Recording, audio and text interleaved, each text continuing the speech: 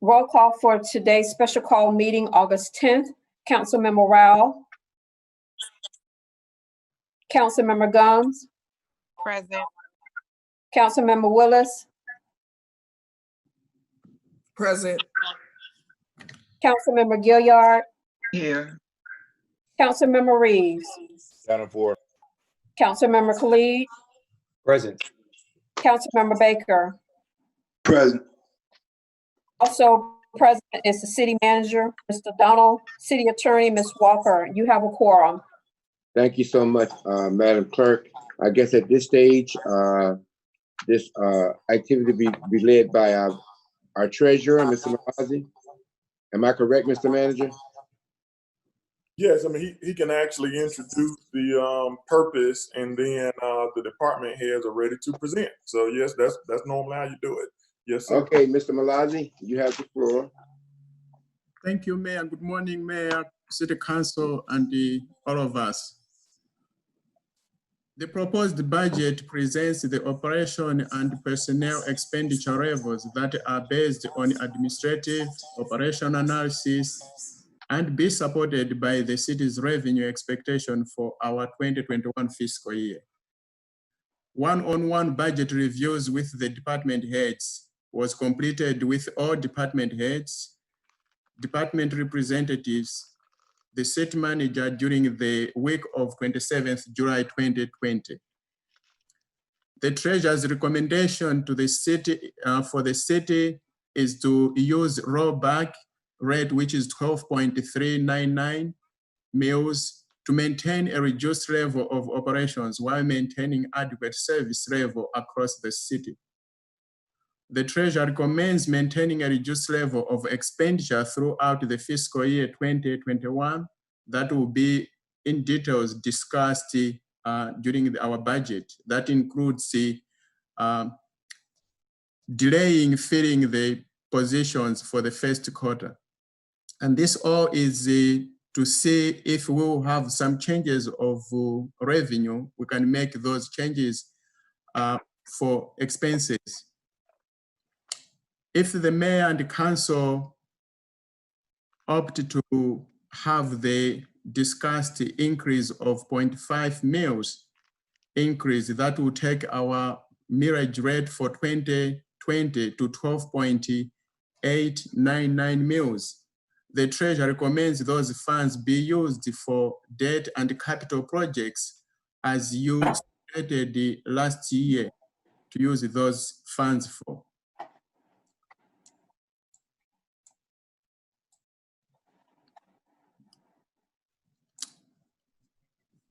And with that, we don't recommend having in this budget, this proposed budget, there are no new capital allocations because the city would not afford new loans and because of expected revenues that are being supported cannot afford. So all our capital projects that we have now are the very same capital projects that were approved during the URA funding.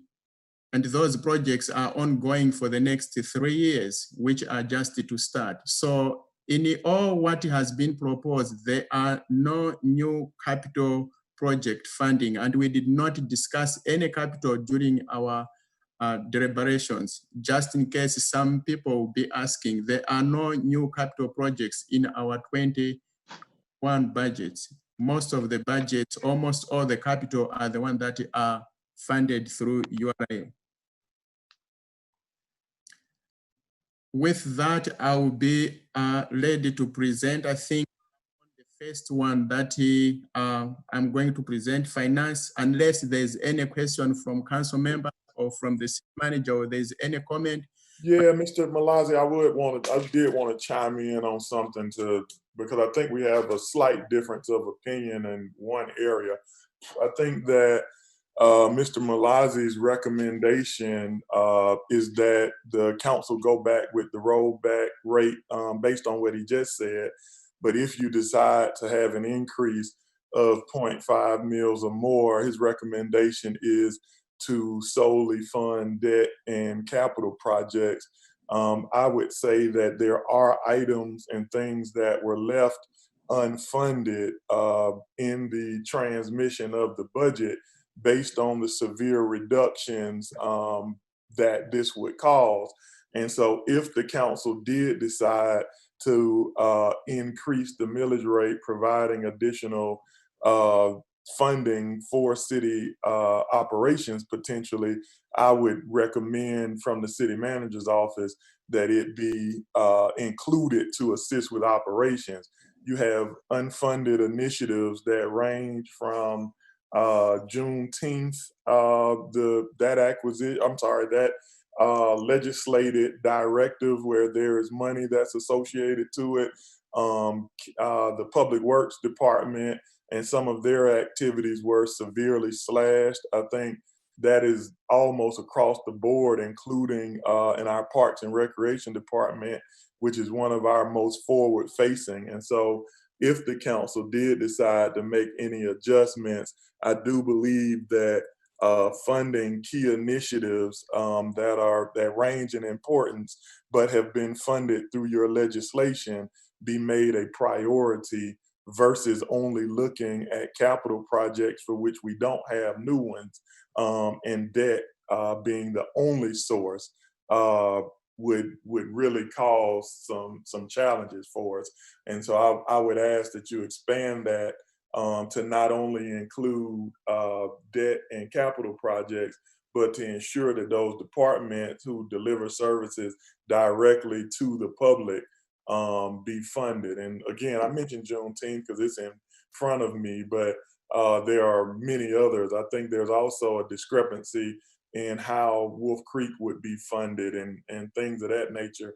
You'll see those today as you talk to the departments in areas that remained unfunded. I think police is a very big area that remained unfunded for new positions, which impacts their entire operation. So there's a lot to consider. I would also encourage you to go back and listen to the deliberations, the videos that we provided, because it actually gives a breakdown of every area that remained unfunded, and it's included in the budget page on the city manager's page on the website. And so that concludes my comments, but I think that those considerations are important as you listen to the department heads and make decisions. Thank you, Mayor. Let me just say this. I've always felt that the 0.5 is probably a little low because of things, the situation we're in. People are very understanding that the fact that we've done an outstanding job so far in maintaining the levels of service that we've had. I would rather us have a larger millage rate to take care of some of those things that the manager has talked about. Because one thing about a millage rate, you can always take it back, but you can't take it up. So whatever you do here, you're stuck with it. So I would ask each one of you to consider that as we move forward. I've talked to many people who have had millage rate increases in their cities. And one of the things that they talked about was having a cushion to make sure that they incorporate everything. So I would ask that you take that into consideration as we make these deliberations. Okay?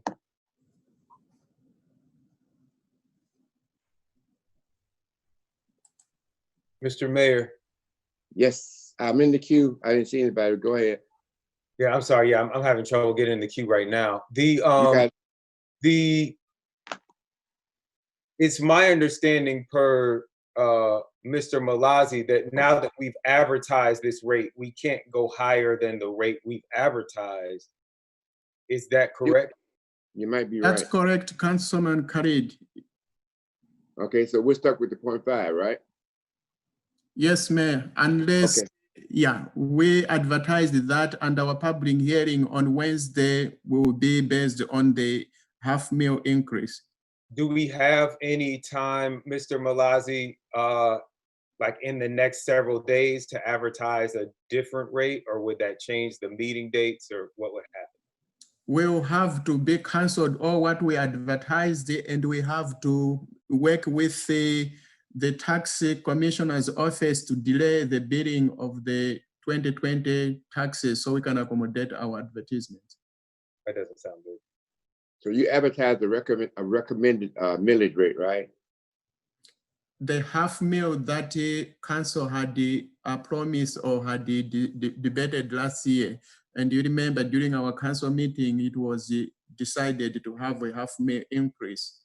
And I understand. said I half meant to- mil Excuse me, Ms. Khalid, I didn't mean to interrupt you like that. But I just wanted to, seems like Ms. Khalid is asking the fact that if in fact that we can at this stage, is it impossible if we change our mind and want to go higher on our millage rate? Yes, you can. You remember during the presentation, I presented the couple scenarios to add, to increase by half a mil or to increase by 1 full mil. Right. So in that way, we can do that, but we just have to work with the tax commissioner. If you decide, that means we just have to pull out all the, what we advertised. We have to put in some more. I'm sorry, Khalid, I interjected there. And if you do that, we have to do that immediately. We have to decide that today.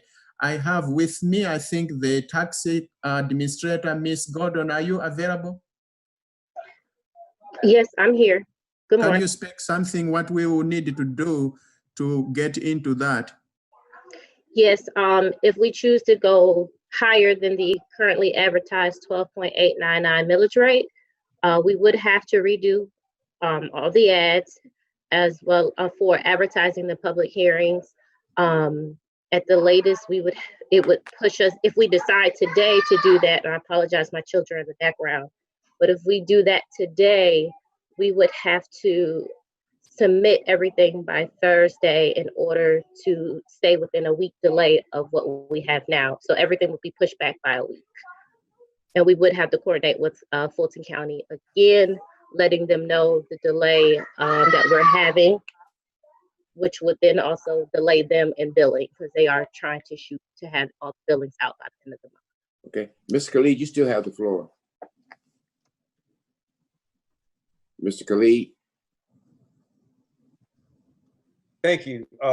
Those are my questions. I know that when we had this meeting 2 weeks ago, that was one of the questions I asked, what was the highest that the millage rate might be? And we heard from Mr. Malazi this 12.399 plus a half mil, which is how we came to the 12.899. I wish if people had ideas about going higher, I wish that we had talked about them then. I don't know.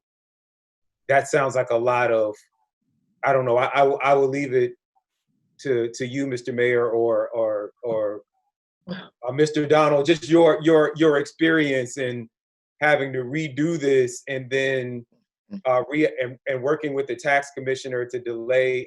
I don't know. That sounds scary to me. Well, it's been my experience in terms of millage rates is to timing is everything. And I think it's a great time to discuss this in light of the pandemic. But I would suggest that that we went higher to cover. We didn't have a lot of facts at that time, Ms. Khalid, also that we go higher to cover what we have. You can always on the next year, Mr. Malazi, tell me if I'm incorrect. You can always roll back the millage rate the following year. Am I correct? So with our situation that of losing personnel property, it may not be, as you know, for the first time this year, we have our rollback higher than our millage rate that we used to have 11.579 mils because our values went down. So yes, you can always have a rollback next year if we have new properties and there is nothing that will give up to make our values go down. Yes, rollback may be lower. This is the first time we have reached higher. So my position is if we have enough revenue to take care of our service delivery issues that we have for the next year, and we come back the following year and decide that we are doing better, we can always roll back the millage rate. That's very true. You can always roll back to even less than the 11 point. You can always roll back. If you need to decide today if we are going ahead, as you have heard from the taxi administrator, we have to send the publications to the newspaper this coming Thursday. So we need to have that now, and we need to start working with the taxi commissioner's office today. we are making it into, we are adding 1 meal instead of half meal. So please, if possible, let us know. We'll pull those ads and we'll have new ads. That means on Wednesday, we are not going to have those 2 public hearings. It would be better off to decide now other than to wait and decide at a later time if that's the road we are going to have more than half a meal proposed, more than a proposed half a meal increase. Well, I think that someone needs to make a motion at least. Well, Mayor, I mean, I'm are in you the queue. recognizing people in the Excuse queue? me, excuse I'm me. in the queue. I am as well. I don't see Okay. anyone in the queue.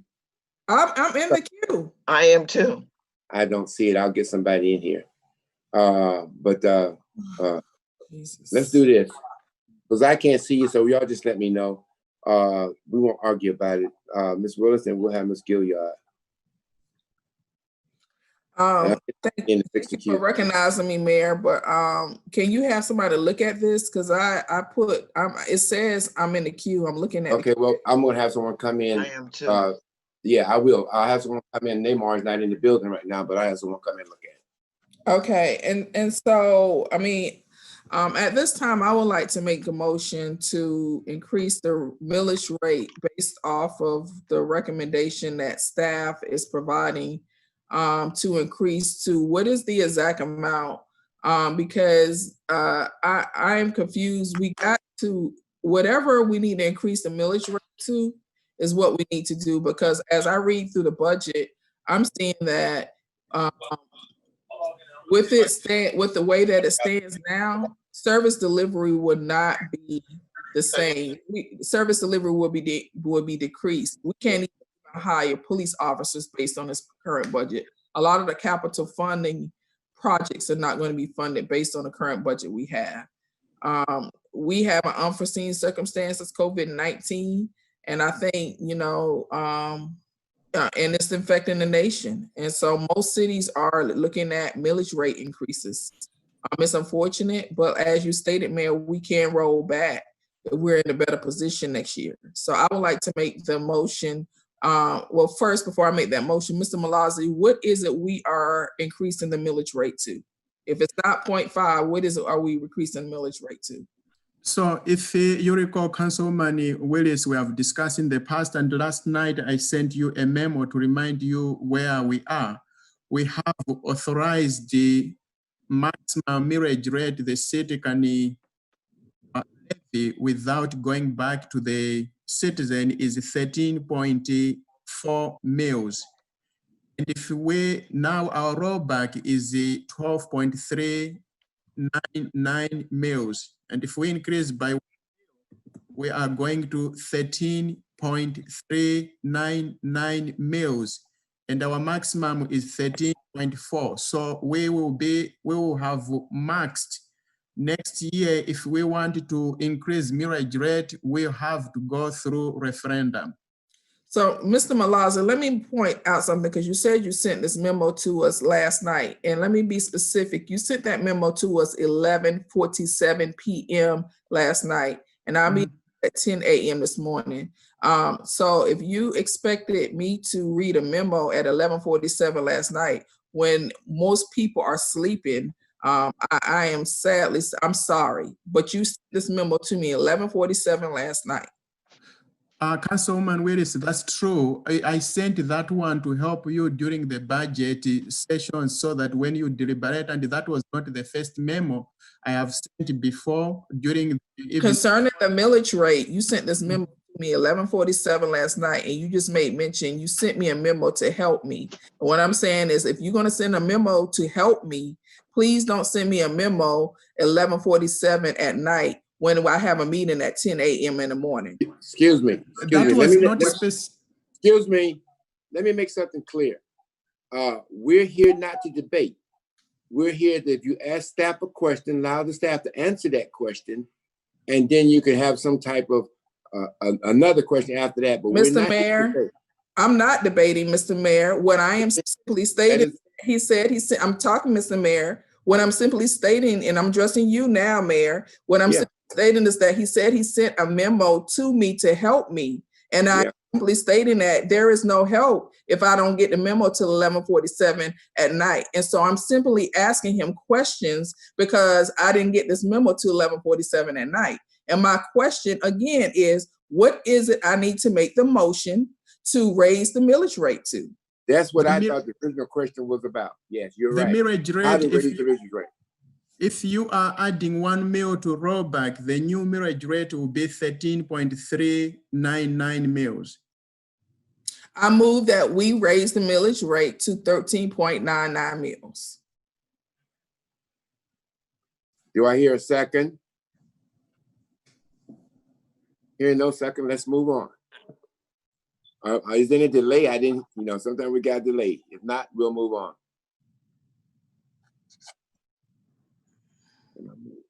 Okay, go ahead, Mr. Malazi. Are you finished? I am finished I'm giving. next. Wait a minute, I'm next. I'm in the queue. Okay. Mayor, Okay. we got a meeting. We got a note from the city manager. Okay, let me get Miss Gilliard. Miss Gilliard, I'm still working on my queue. They're working on it now. Miss Okay. Gilliard, go ahead. Mr. Malazi, I have a couple of questions, and thank you for sending it. I got it at whatever time you sent it. I read it. It was very, very helpful. Let's talk a little bit about revenue. The revenue that you have budgeted right now, especially for property taxes, you said that property taxes have been devalued, and that is the main reason why there is the rollback. So I heard you say that. You're in meeting. Yeah, you're in meeting. Let's go minutes. On the other hand, I look at the budget, and I compare the budget for this year versus next year. And there is nothing that jumps out to me in any alarming way, other than I remember last year we promised the police department that we would give them 24, I believe it was 24 new officers this year.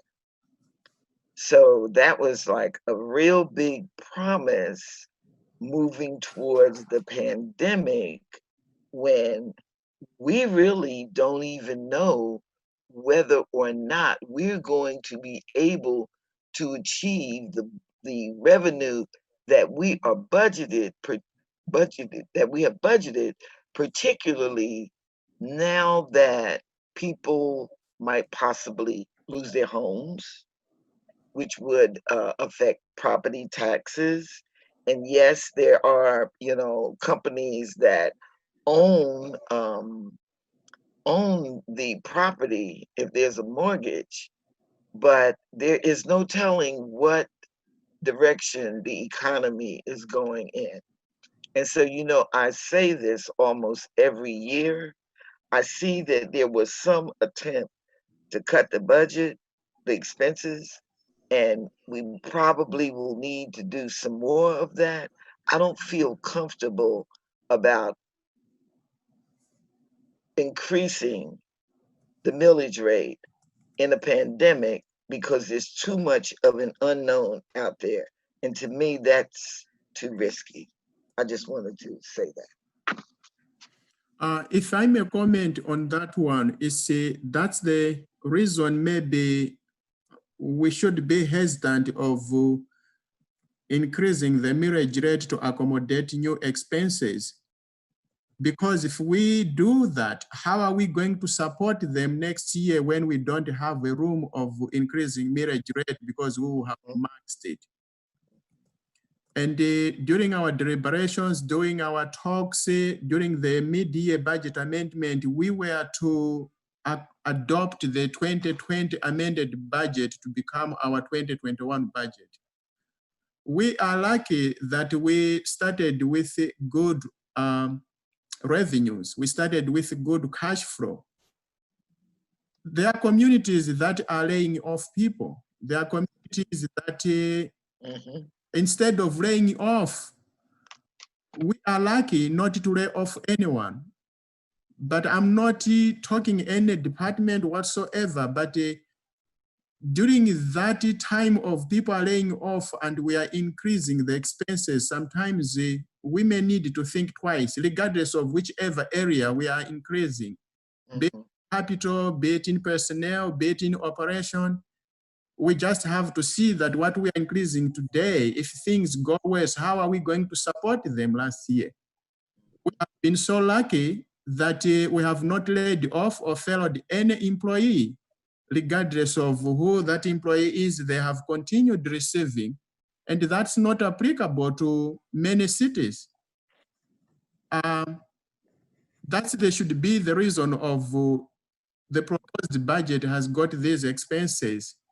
And if we have new expenses, then let's decide which one are we going to remove the proposed expenses to accommodate the new expenses if the priority is higher. That's my take, but it can always be challenged by the management or by the council, but that's my financial overview. And that's why I reminded that a memo I sent was a reminder, it was not the first one, and that memo, you can use it during the course of when we are listening to the presentations and our priorities. You can move around, but if we bring in some new expenses without removing the new existing expenses, we may be in big financial trouble next year.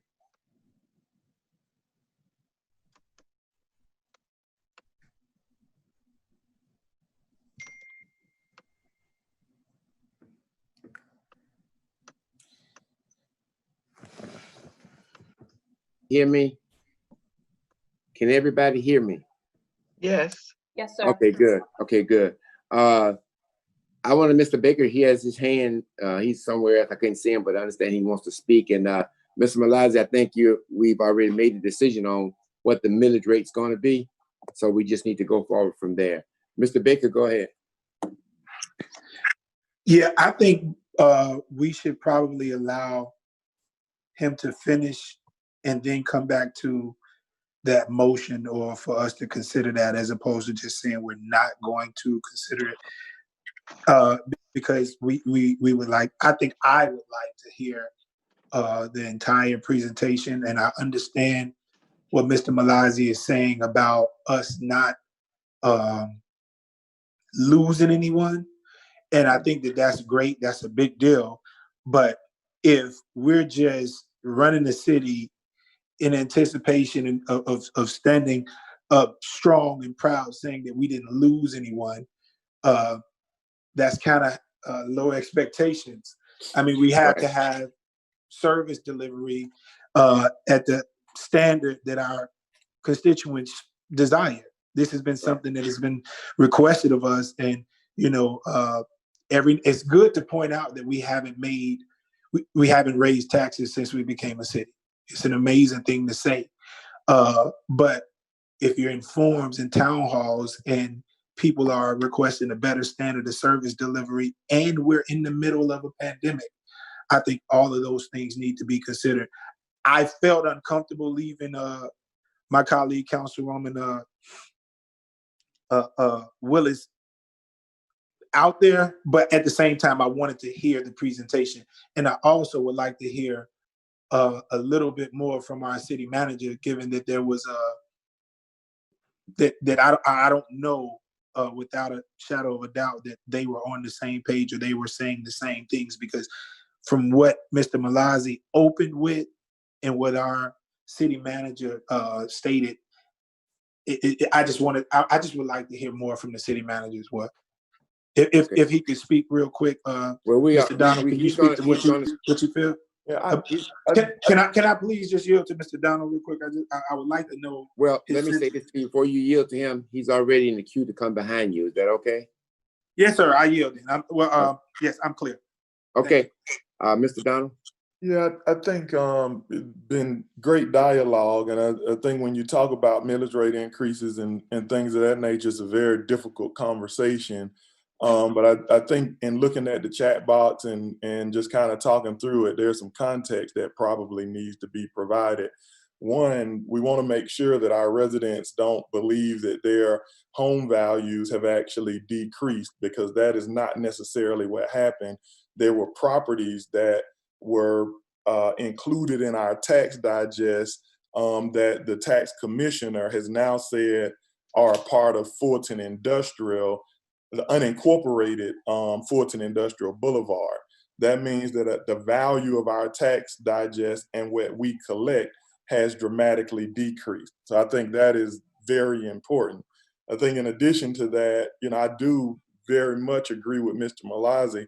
I think during the time that I've been here, working under the leadership of the council, we have reduced our expenditures dramatically. Every year, we go quarter to quarter by going under the budget by about 20%. And the methods that we have utilized remain in place.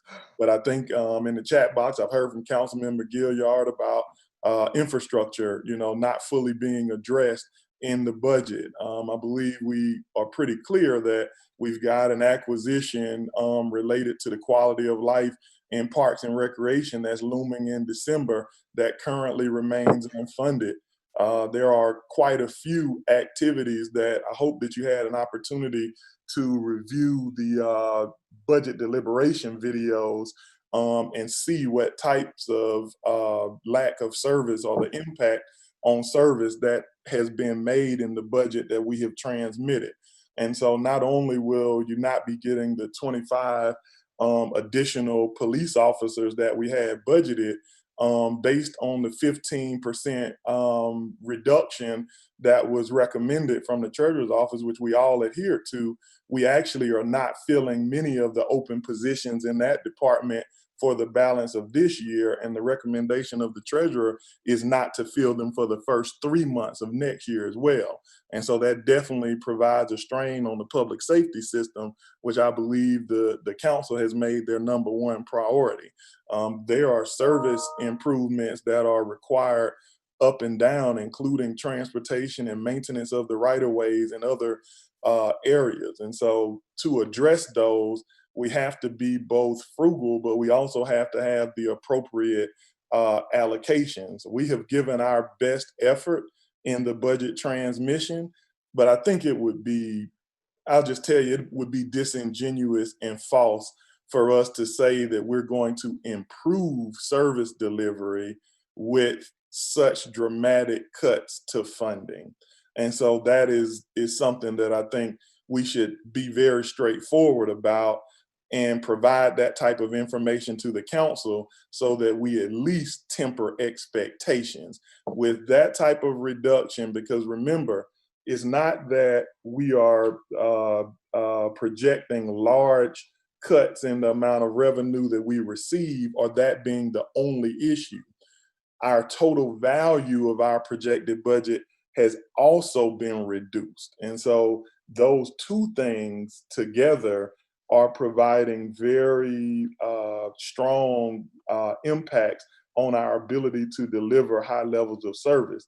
We're going to get it done in the best way possible and still attempt to provide world-class service, but not addressing those and not talking to those areas would not be, really genuine in how we talk about service delivery as well as the management of the city's pocketbook. And I wanted to make sure I went on record and provided that type of insight and context, because the council does have a very challenging and tough decision, and we've got to make sure we provide you the best information possible to do so.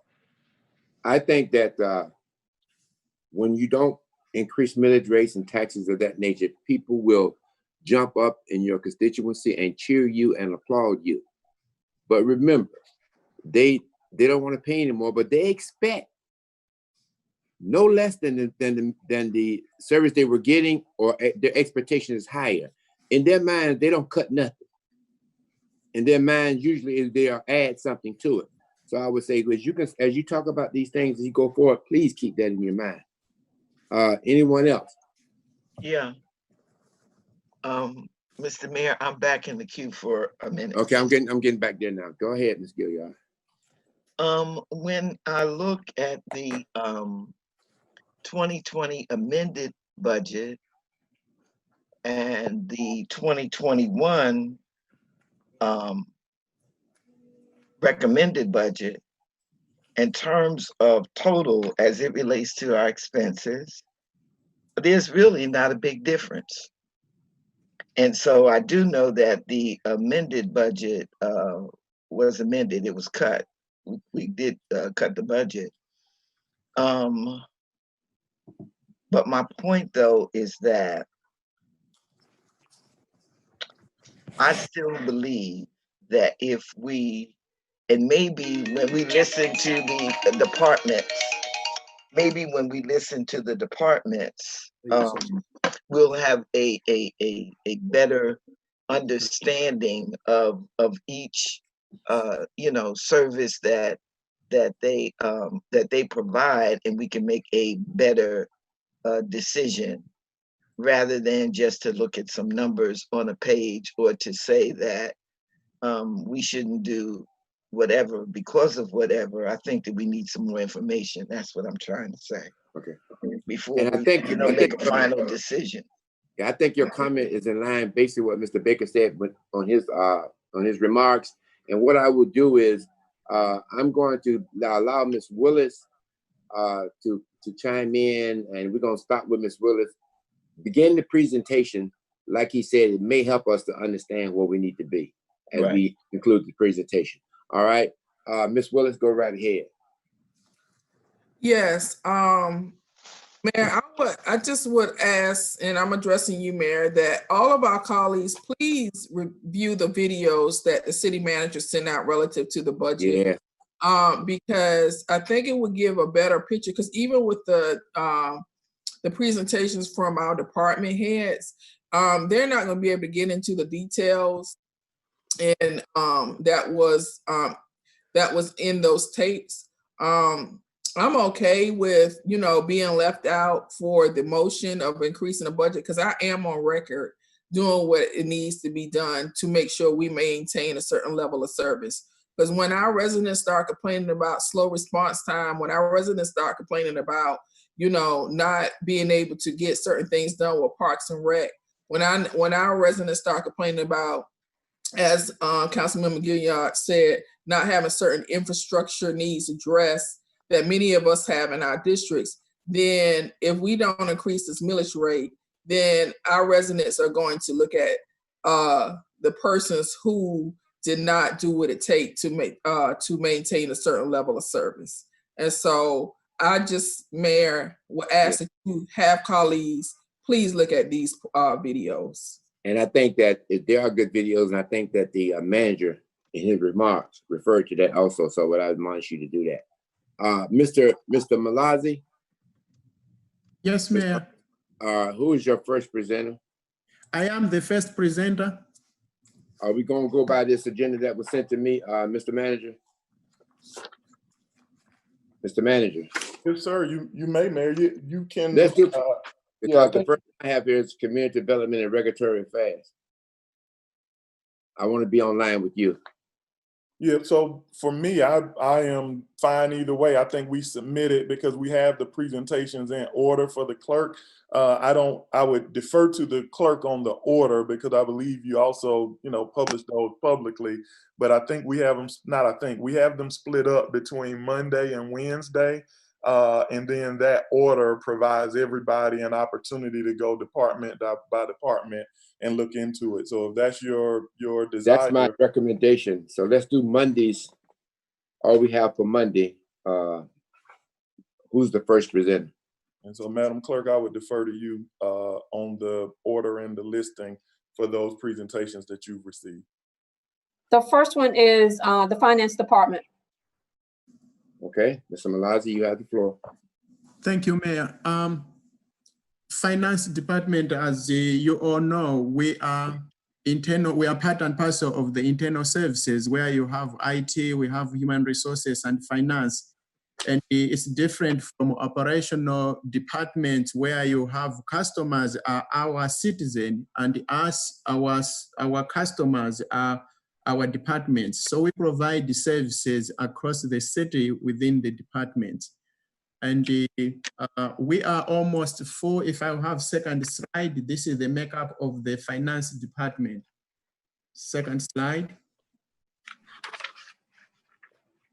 This is the makeup of this, the finance department. You have the controller. Under the controller, you have payroll is under the controller, accountants, you have receivables, you have payables, you have general ledger accountants, and our cashiers are only under the control again. We have 2 cashiers, unfortunately, 1 left.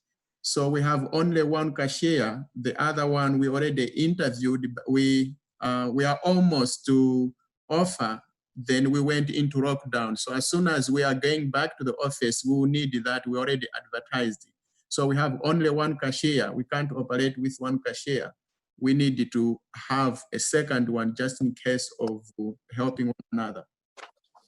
Then we have the grant administrator that most of you have worked with, and I think Ms. Russ has done an excellent job during this pandemic, taking care of various grants that we have, and the reimbursement that's from SEFA grants, federal, state. So the grants administrator's office.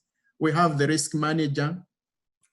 Again, he is across the city working with each and every department. Now, COVID-19, we just got the right person at the right time. Mr. Williams has worked with everyone across the city. And then we have the budget manager's position. That's the one that is putting everything together. Now that position is vacant, but we will soon get replaced. The budget manager is the one that will assist the CFO, give recommendations, do analytical, do the transfers. We can't say more about that important position. Now we have Miss Haig, who is our budget analyst. She has stepped up in absence of the budget manager, working with the entire finance team. Then we have the tax administrator that you just heard about her. She's the responsible, Miss Gordon, is responsible for all our taxes.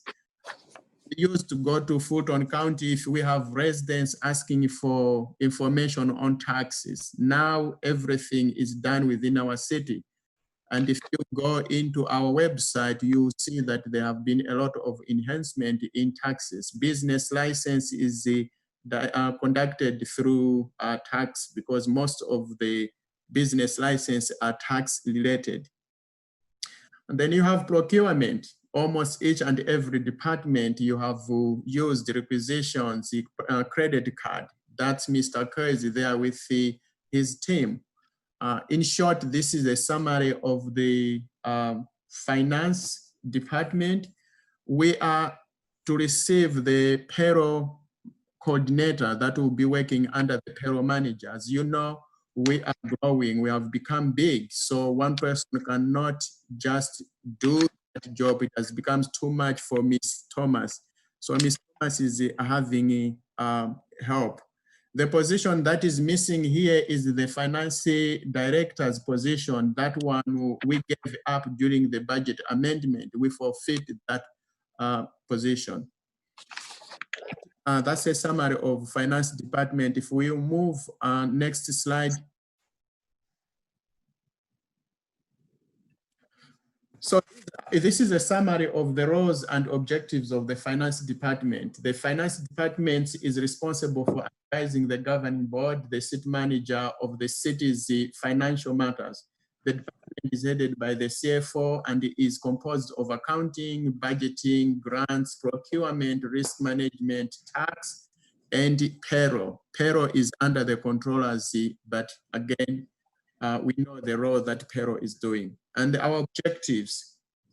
The primary objective of finance department is to ensure that cities' financial assets are protected through implementation of sound financial policies and procedure. We are the steward of cities' resources, and that's to come from money wise that you may know, get into the assets, everything that is of value to the city. The finance is the steward of those limited resources for the city. If we go to the next slide, slide number 4.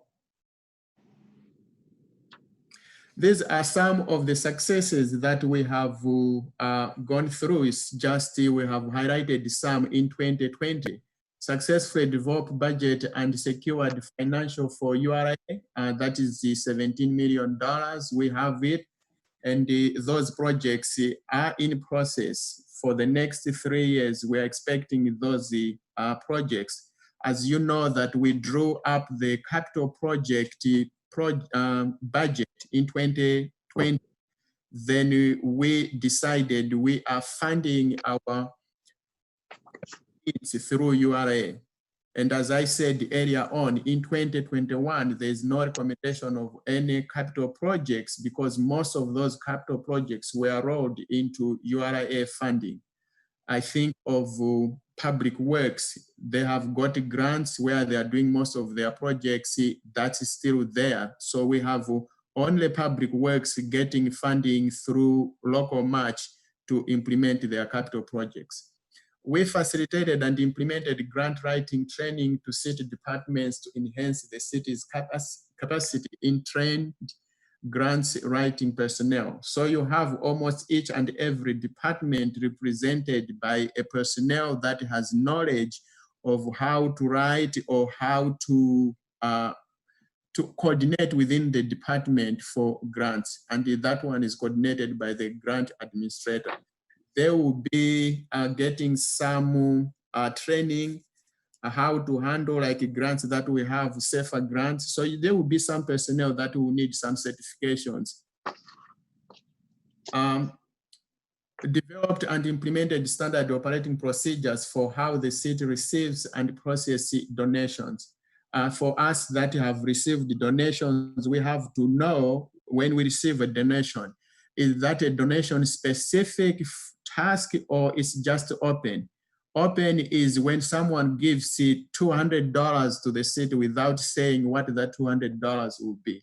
Or be specific, they'll say, I'm giving this $200 to District 4, District 5, or to fire to do particular things. So we have the procedure in case you receive a grant, we have a form that you have to fill. The person who is giving us or the organization that is giving us a grant, they have to fill that one. So we can clearly record it and follow the usage of that grant. Acted as the city's point of contact in coordination of reimbursement from federal funding entities in the response for COVID-19. And that represents the grant administrator, where we are coordinating all these expenses and seeking reimbursement from the county, reimbursement from the state, or reimbursement from federal government. So we are coordinating that. Successfully implemented the interlink credit card management system. So you don't have to do what you used to do. Now we are following everything on interlink. That has been very helpful. You just have to download it. The procurement or finance department will be following up of what you have taken services or goods with the city issued credit card. Successfully developed local small business programs. Some of you attended maybe 2-3 weeks ago. Our purchasing manager implemented that department, that program that will be helpful to our community, our small businesses, because we believe in supporting home industries. Successfully monitored risk, safety, and trends as it pertains to COVID-19. That's from risk management.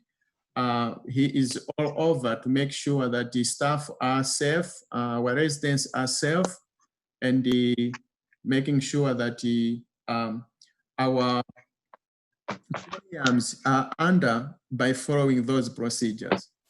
Successfully implemented additional online payments options in response to COVID-19. As you know, finance is now almost 90% online.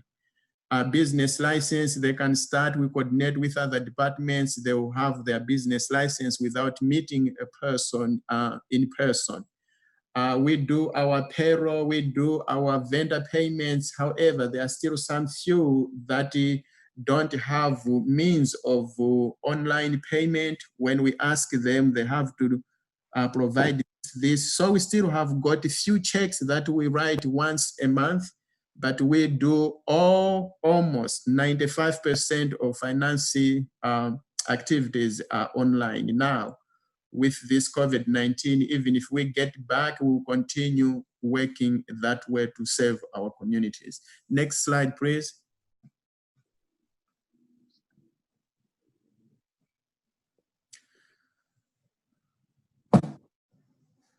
So it's a continuation of accomplishments. We serve as the point of contact between Fulton County and residents of South Fulton in regards to tax-related questions, concerns, and requests. As I mentioned again, our tax administrator takes everything that Fulton County used to do.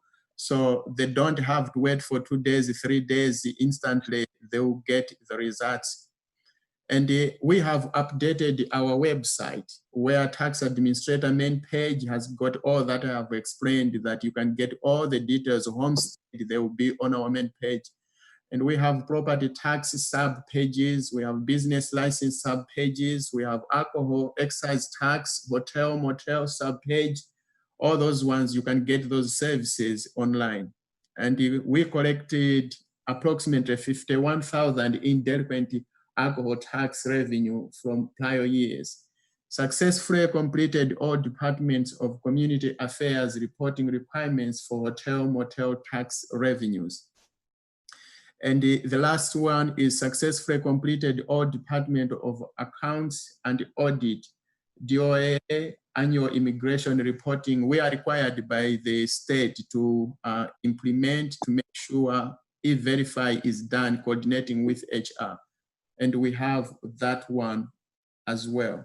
So these are summaries, a few summaries of what we have achieved so far. Next page, please. So these are finance goals for 2021. To apply for financial CAFA, we call it CAFA. This is as you recall, we had a clean audit, and in government, you have to apply for an award of excellence. And we feel we meet that. We have all to do that. I am on the board of directors nationwide to make sure that the budgets, their financials are in line with what GFOA is requiring. So in this first year, this year, we applied for that, and we are looking forward to a positive response that we'll have. Submit to GFO 2021 budget for distinguished budget. Continue building fund balance. As you are aware that we have made big strides. The city manager mentioned last year, 2018, our fund balance was negative $8 million. We moved from negative $8 million to positive $1 million. As we talk now, our fund balance, according to our last financial report, is $10 million. And I also want to remind you, each one of you, that the fund balance is different from cash flow. Cash available is different from fund balance. So you may say you have 10 million fund balance. How come you don't have money? Last year was good. We had 10 million fund balance, and we started our new fiscal year with cash in the bank of $12 million. And that's what we are struggling. We are working towards that if possible, we get into our 2021 fiscal year with something. The city manager was really strong on that when we are making our proposed budget, to say you can't just get into 2021 without something. I need something. Don't give me less than $3 million at least to get into that. And that's our aim, to go into that, because our tax billing this year will be late. So instead of start receiving revenues in October the 15th, we have been told we will not get revenue until November the 15th. So we just make sure that we end this year well, so we have something as we did last year. Plan to attend unqualified independent audit for 2020 as we did in 2021. Unqualified, that means it's a clean audit.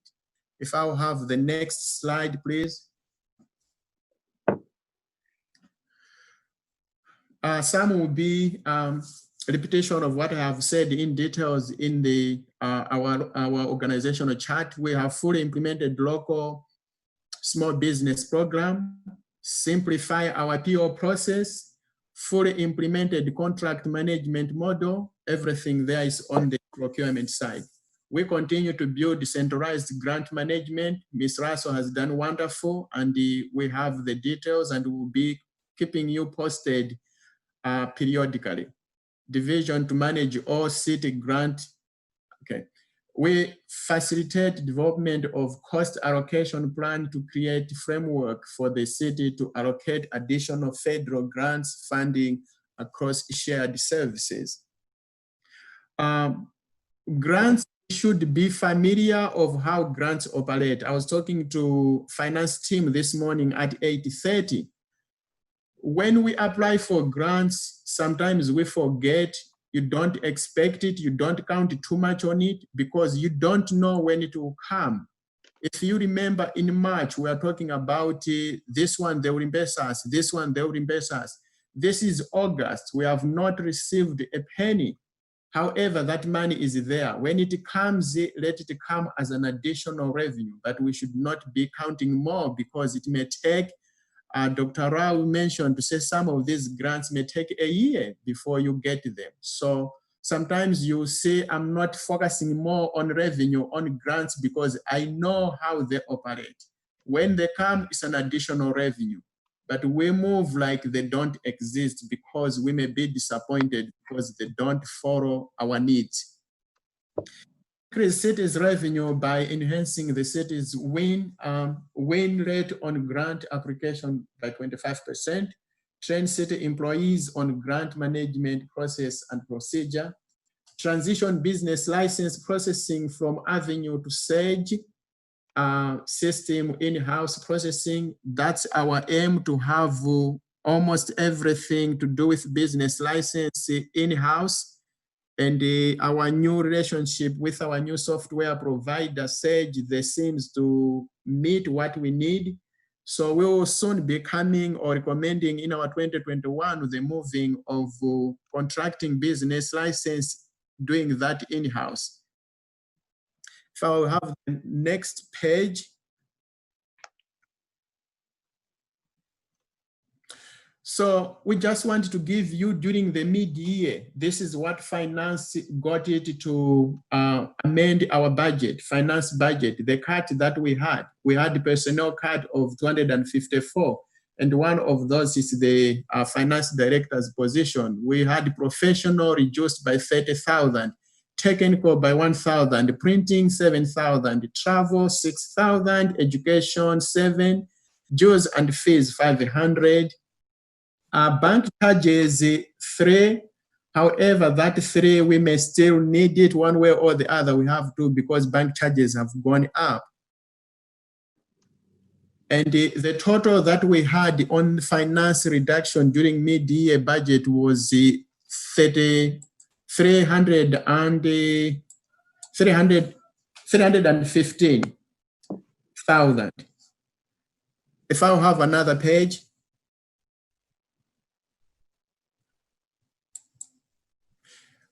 In addition to that finance, as you are aware, we had the business license that transitioned from community development services in finance. So these are the cut in addition to that 300 that finance had. Insurance 600, we had personnel employees that were not filled. We had the dental, all those are benefits. So we had an additional 223,000. So finance during the mid-year, we personnel as well as operational, we reduced by over $500,000. We go to the next slide. This is where we are now, our proposed budget for 2021. Our real concern is the professional budget reduced. We feel it has been reduced so much, but everyone will talk about it. It has been reduced. We don't know how we are going to operate. I have to be honest there. Professional from 300 and 3,000 to 103,200. We had to reduce to accommodate what was needed so that we could have a balanced budget. And what we are crying here, you'll see it or you'll be hearing it from different departments because we know. But we went through these cuts. So we moved from $1.5 million of recommended amended budget for 2020 to $1.3 million.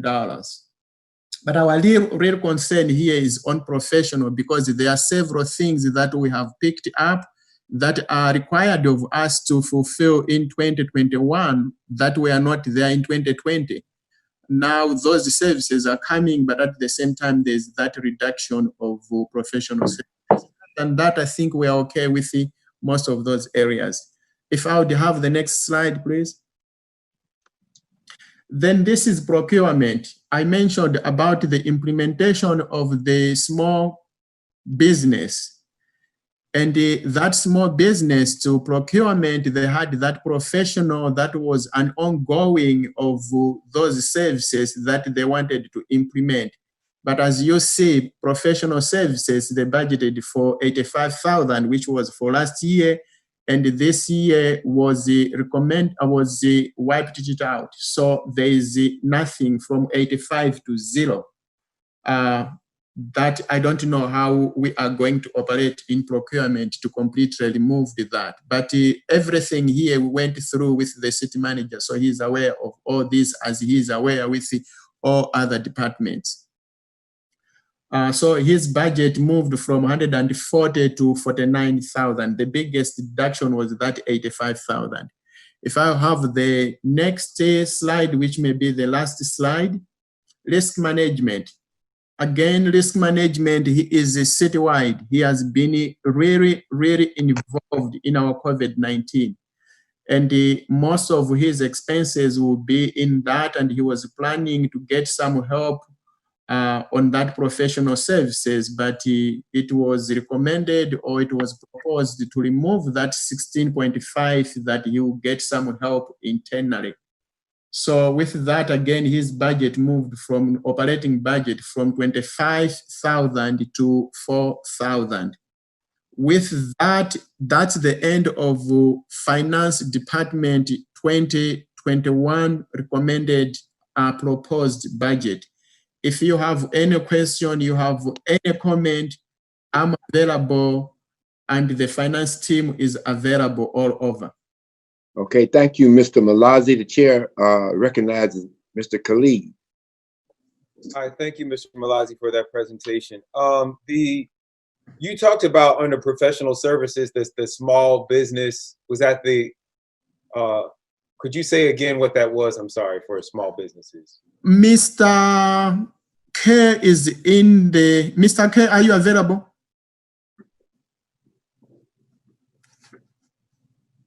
So the small business, I think some of you, Mr. K, when you are available, just let me know, pop in. If you were available about 2-3 weeks ago, Mr. K did implement the small business. And so that's what you're talking about under the professional services for procurement. Yes. Yes, I'm available. Good morning. Okay, I just wanted to be clear about what was being cut, and it sounds like that program that we talked about that's near and dear to me. What were the other? It's not that it's going to be cut, Councilmember Khalid. That probably would be inaccurate. And so again, I would definitely want to refer you back to those videos where the deliberations happen, because the justification for that is that they're in, let's call it a phase one, where they'll be delivering certain services. Those additional services, after they deliver their report and provide the update, et cetera, are included in this process. And so we had a deliberation that kind of details what's required after that. And so those things were put on hold because the projected time frame is not to be completed until Q1.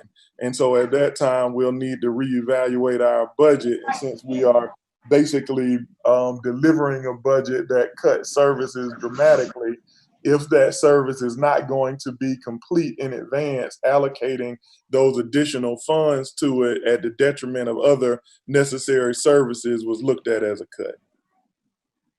Okay, so Mr. Malazzi, because I didn't really understand that, what the cuts for that are proposed in professional services for your finance department, what specific professional services are you anticipating having to cut? So in finance, Scroll down on the participants. in finance, we are from 300 to 100. As you know, I think there's a recommendation of using contracted services to implement some of services in finance. And it was not budgeted in 2020. I think you got just a report maybe a week, 2 weeks ago, you got report things that are supposed to be implemented. And we will have to contract those services. And those will be new services that they are not included in here. So finance takes a lot of expenses. We have the biggest expense we have in finance is we pay fees to tax commissioner for the services they are giving us. So revenue, we have it. We have to give them some finance, we have to give them money. We have financial advisors. We have, at times, I think you get into the point when we will have who is going to fund the retreat, who is going to do this. And finance has stepped up because maybe the manager's office wouldn't have the budget or the clerk's office wouldn't have the budget. Finance would have. In this fiscal year, will not. Then we have the bank charges. Now we have even more bank charges, although we are going to have some revenues that will make up for that. But remember, our interest rates are so low. So there are some areas where you have, and that's why we have to choose where we go, because we don't want to spend money than what we are receiving. So there is quite a lot of wherever department cannot get, it comes to finance, and we have to do that. And we will really be impacted with that reduction in finance. Okay, and then this is a question that I want to be asking all of the departments. We've talked a lot about COVID, and I think it's important to know that we may not be all back in City Hall together until next summer. So for the majority of FY 2021, we may not be together, and I just want to make sure that we're considering any cost savings that might be possible. I want to just be clear, can people pay or remit like their fees for business licenses, alcohol, like all of the services that they do through the finance department? Are all of those live right now online for people to do online? I think, let me say it on finance side of it, but I think Ms. Reed can come into, because to have a business license is a component of several departments. You have fire, they have to do their part of inspection. You have community development services, there's planning, there's zoning, they have to approve that. But I think most of those ones now, they are being done online. Everything in finance now is online. We don't have a person at the City Hall now doing that, but we provide everything online. In finance, business license is 100% online, but it had some components where they have to approve it. If Ms. Reed is on, would you chime in, Ms. Reed?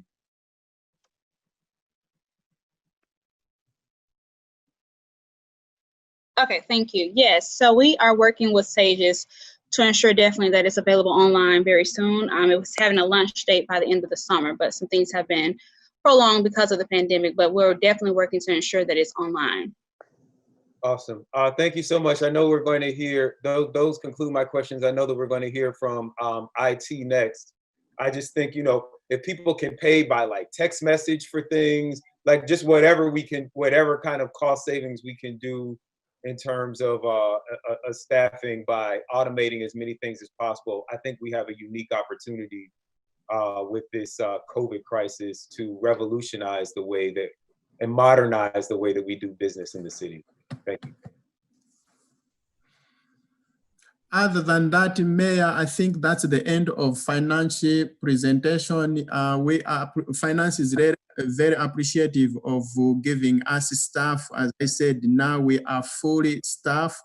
Other than once we get our cashier position, we are good. We can do without the finance director as that one was forfeited during the budget amendment. Mr. Khalid? Mr. Khalid? Can you hear me? Yes, I can hear you. Okay, I just want to add to what you're saying. I've had inquiries along those lines. Some of the things are in there, but it's not as simple to get to them as I think it should be. So in other words, if you got something that says business license, you say business license, you go straight to it and do what you got to do. So I would say to Shayla and the rest of you that we want to make it as simple as possible to get the business handled in the city. Okay, Madam Clerk, who's the next? Next is IT. Good morning, everyone. Just looking and watching the meeting. This is Neymar Strickland Sr., the Information Technology Director for the City of South Fulton. Next slide, please. First off, I would like to thank the team that we have. We have a very small team, but I've never worked with a great bunch of personnel, and they are really adamant about supporting the city. And with that, I would like to identify the field positions we currently have are the IT director, we have a network administrator, and a service desk analyst that's being reclassed to a network specialist to better align his position with the tasks that he's performing. We also have a GIS data manager that we're in process of hiring. We actually have a conversation with that selected person tomorrow. For the vacant positions, we have a systems analyst, a cybersecurity engineer, and 2 GIS analysts, where one of those GIS analysts has been supplemented as it relates to funding by Public Works due to the level of effort and things that we have over there to accomplish. Next slide, please. So our commitment as it relates to last year in FY20, our accomplishments, a highlight of those accomplishments under the Invest in Developing Strong Teams. We've improved department technology support based on the respective operations of each department. And what we've done is we've met with the departments because it's not as simple as a one size fit all approach. So we've met with the departments to kind of identify what best works with them to support their departments from a technology standpoint. We've also sent out a technology business value survey to identify alignment opportunities. And what this does, this identifies opportunities, how technology and the business are aligned. And we actually have one actively done now. This out now for reply. This will be the second one to kind of balance those effects out as it relates to the COVID-19 especially. Under the Create an Efficient Government, we've completed the transition projects from county to city transitions, some of those late things that needed to be accomplished. We've completed 90% of the mobile technology and vehicles that was approved last year, which includes the body cam and vehicle cameras and connectivity. We've implemented technology to streamline internal services amongst departments. And that's greatly assisted us during this pandemic. And that would include some of the comments or related to some of the comments that were made previous to my start of the presentation related to services and the availability of services or being able to provide services to. And we've implemented the paperless permitting process as well, which is a part of that process. Next slide. So information technology is typically a internal services delivery department, but we're really going to take an extended kind of approach this year to citizen engagement. And we really want to make sure that we empower the citizens to be able to do those things. And through that strategy, or the strategy approach we're going to take, and this first is going to be empowering our employees. And that's making sure that they have all the necessary things from a technology standpoint to do the jobs and to deliver their services. And what that takes internally for us is to understand those business models and the things that they're trying to deliver. And through that empowerment, it allows them to optimize their operations, as well as, optimize the operations through the transformation of services. And it kind of goes back to what Councilman Khalid was saying about how people, and the mayor as well, how are we servicing and the ability for citizens to continue and to get the services that they require of us. And that's really going to be one of the biggest goals that we have holistically, is how we support the leadership departments and staff to continue this world-class service delivery. Next slide. So in addition to the mid-year cuts and efforts to identifying the balanced budget, the items in red are additional cuts that we took, or areas that we took. Professional services, this line typically includes cybersecurity and GIS operations is going to be the primary focus this year within that line, as well as some ancillary services. Software licenses, that's the biggest bucket of our budget.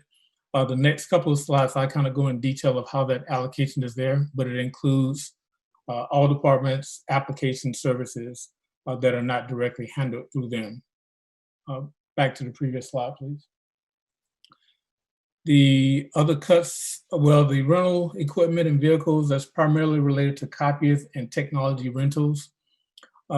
Desktop phones, that's related to desktop phones, and as it relates to the comments again made by where we can find areas to cut with us being out on COVID-19, what we're doing is all of the mobility services for connectivity and making calls and things like that, we're shifting those to like a mobile approach to where you can use any device to kind of communicate.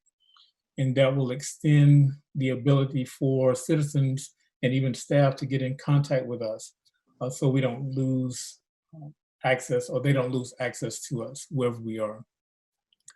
With the current state of the pandemic, we zeroed out the travel, education, training, and dues and fees.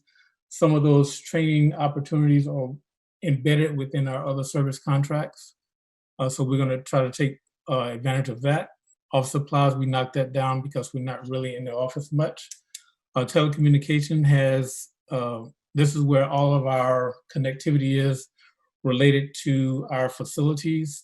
We do have an on-demand style service, which allows us to pull the services down to a minimal level, which will also reduce the cost that we have to pay.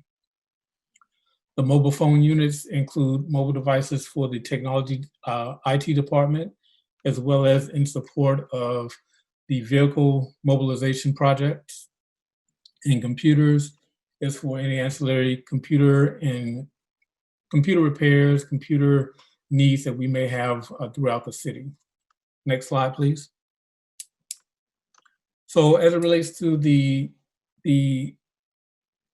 software line, this is a departmental comparison of how those funds are allocated. In the blue You'll see the police department has about 30% of that allocation. Then you have the communications department, which is primarily related to the website and mobile communications and how they're presenting those services to constituents. The city manager has the next big tile, and that's related to the 311 services, the strategic services, as well as the open government services related to the transparency. And then you have community development and regulatory affairs, which has the online services we spoke about earlier related to being able to do permits online. We are extending it out to forecast it to business license, some fire services, business inspection and engineering and planning, and human services and the rest of the departments. Those are just other allocations for that. Next slide. We've moved, as we talked about during the last year's budget, going to a centralized shared services model. So the big tile in blue is related to that effort. This is all departments plus the city enterprise services that we offer across the entire city. So these, within that tile, you have things such as we upgraded all of the radios for public safety and code enforcement last year. The implementation of the body cam and the internet services for the vehicles to allow even Parks and Rec, general services, all those departments, and code enforcement as well, to be active in a mobile environment and being able to kind of complete all the tasks within the vehicles. That has greatly assisted with the COVID-19, and I think it's going to continue to assist with that model. And as well, we have some cybersecurity and some other technology enhancements we have in that area also. And that's the presentation I have for today. I will entertain any questions.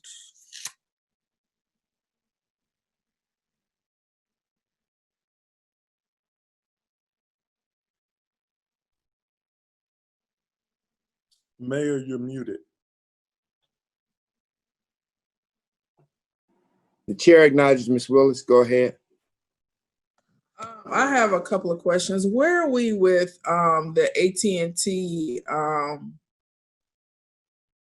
network? FirstNet? Yes. So we have had minimal conversations related to their current status. As we talked about in the past, they're in the process of building the network. And what we found still is there are certain areas within our city that don't have adequate coverage.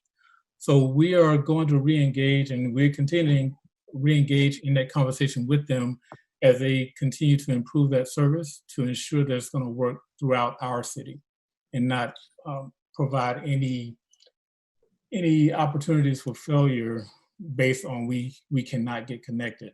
So that's kind of where we are with that current process. Okay, and then the other question I have is, we are now, coping with this pandemic, and is there any opportunity for us to improve our virtual capability? I look at other cities and their interface for their virtual capabilities, such as Savannah is a good example of one, City of Atlanta. And a lot of our residents are complaining about not being able to have that during the public comment, that actual interaction as far as being able to speak during public comments. Now, in the City of Atlanta, they have an interface where residents are speaking during public comments. Their comments don't have to be read by the clerk. In Savannah, they have a pretty good interface. I mean, I know we're doing what we got to do to get by, but is there any place in your budget where you looking to improve the technology or the way we're interfacing? Well, not directly into the budget, but we have looked at scenarios. We are partnering with Microsoft as it relates to their Teams product, as well as Zoom is kind of slated in how they do things. So we don't really necessarily have a lot of stock in making those modifications. Some of it also is we can work with the clerk and even some of the other departments where they have public comments to look at their operations and how we can kind of supplement the process that they want to implement as it relates to that. So we will continue to look at that and work with the respective department to try to get that improvement made. And Okay, I'll take a look at the city of Atlanta and Savannah also as it relates. Okay. Okay, thank you. And my last question is we now, according to the state law, must create a legal department. And have you looked into the cost of any IT needs that are going to be needed in that area? I know we asked for the city manager to bring us a recommendation back at the next council meeting. So I'm assuming that he will bring that information back. But as the IT subject matter expertise, have you contacted other cities and even the county to see what IT infrastructure or needs they're using for their legal department? Well, ironically, when I was at the county, that was one of the first departments I supported when I started there. And most of the services related to what, in my experience, that the legal departments have needed is primarily software related to being able to redact and things like that. So we already have a lot of those things already in place that we're using in other areas for open records and things like that. But if the only caveat to that would be if they have any specialized applications that they may require or want to manage their service delivery. So that's going to be the biggest caveat to that. But as it relates to other services, it's just going to be based on their respective needs. Okay.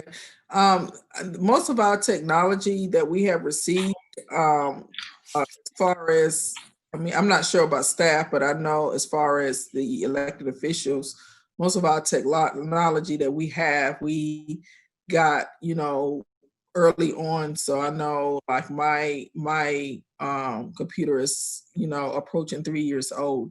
Is there any anything in the budget that will look at to upgrading technology every so many years? Because when I have worked in, other facets of the industry, usually technology is upgraded every 2 years or so. Yeah, so we've actually upgraded all departments. We're working through Parks and Recreation now. We're actively doing police department. For council, you all are on the roadmap to do hopefully within the next couple of months, because your devices are at end of the warranty for those devices. So what we do have money is in the budgets that we're moving towards that. So that should be within the next month, no later than the next couple of months, to get that completed for you all, your staff as well, you and your staff actually. Okay, thank you so much. Thank you, Councilwoman Willis. We acknowledge Councilmember Rao. Thank you, Councilwoman Willis. You actually asked a lot of the questions I also was interested in. And I want to follow up a little bit, though, on the infrastructure question. A lot of these initiatives we would want to roll out long-term are really contingent on internet access. And during this pandemic, I'm particularly concerned about that, as Fulton County has implemented, everything being rolled out virtually. And so I'm concerned that in certain areas of our city, our students may not have, or our young people may not have access to reliable, Wi-Fi. So, in your conversations with AT&T, how soon can we really look at that, Mr. Strickland? I mean, I think it has some huge implications for the times we're in. I also have noticed that since the pandemic, it doesn't seem different times of day, and I guess it's due to traffic, the service being less reliable. Well, a lot of previously. Yeah, a lot of the services. So in my conversations with the big providers such as AT&T and Comcast especially, a lot of it is contingent on the value of the business that they have and some of the roadmaps. We have worked with and had discussions with other providers from a wireless side, but I think a lot of those conversations kind of went dark a little with the COVID-19 processes. So I'm not, as it relates to some of the side conversations, it's hard to kind of really identify because I'm not sure how they're maneuvering through that. But from a AT&T standpoint and a Comcast standpoint, we've looked at roadmaps and kind of what areas that they're looking at, because we've had an example. I've given them an example to where we have on either side of a neighborhood, there's connectivity, but the neighborhood in the middle doesn't have it.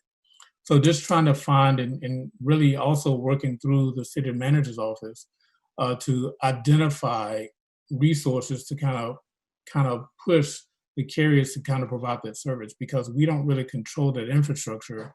We're customers of their roadmaps within the business. So we just, as a collective, have to make strong recommendations within the agreements that we have with them through the main agreement, the big agreements, and I can't remember the name of the actual agreement, but franchise agreements. Correct. So we really have to take an approach of that to kind of look at how we get our citizens covered within connectivity, because they're business that have their own business plans, and we have to have whatever resources we have to kind of push them towards the things that we need to use those mechanisms. Yeah, Councilmember Riley, just kind of chime in with Mr. Strickland. We've met individually with both AT&T and Comcast and the Georgia Technology Association and others, and I think Comcast alluded to that in their presentation. And I know Mr. Strickland is being polite, but we've asked them to specifically assess their services within the city of South Fulton and provide us reports back on, you know, their plans to expand their capacity that match our growth. And so we've used some of that economic development information to compel them to provide a higher and better level of service, especially in some of our more rural areas. While the talks have been encouraging, we have not seen the rubber meet the road just yet. So we plan to kind of, you know, keep our efforts at a high level, continuing to compel them to do so and advocate for our residents. Thank you for that, because I think so many of the initiatives that the council as a body have talked about in terms of being a smart city, we can't do this without this base infrastructure. And just one more follow-up question. Is there any part of our city that has fiber? We're not, most of the fiber that we have is under the actual connectivity to other carriers. So all of our facilities have fiber into them, but it's not connected, or what they call dark fiber, where we're connected directly to each other currently. Okay, thank you. Mm-hmm. Okay, thank you, Councilwoman Rao. Seeing no one else in the queue, Madam Clerk, next department, please. The next department is Human Resources. Hello, good morning. Good morning, Honorable Mayor and Honorable Council. Anquilla Henderson, Director of Human Resources. I am thankful to present you with the fiscal year 2021 budget request on behalf of the award-winning Human Resources Department. I just want to start before I go into my presentation. With every new budget year, it's an opportunity for us to reflect on the current year's accomplishments as well as any pending successes. I want to start by thanking each of you for your effective governance, as well as thanking our city administration for their prestigious leadership and for their diligence in providing our department leaders with the autonomy to carry out the mission-critical tasks that have been set before us. COVID-19 has definitely taught us that you're never fully prepared for everything that may happen, but with solid leadership and hardworking teams, we can make the impossible possible. And I truly believe that we have and are continuing to do just that. So again, thank you for your steadfast leadership and guidance as we continue to thrive in the unknown. My first slide goes over the departmental organizational chart, and we have requested to maintain our current headcount as approved over the previous fiscal years. Industry standards recommend 1 HR professional for every 100 employees. Our current headcount keeps us within industry standard based on the overall citywide anticipated headcount for FY21. I do want to make known that over the last 10 months of this current fiscal year, the HR team has onboarded 116 new hires and provided daily proactive customer service to an average of 460 employees.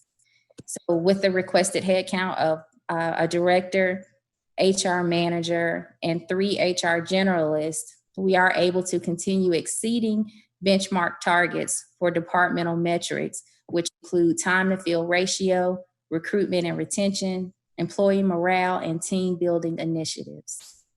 Next slide, please.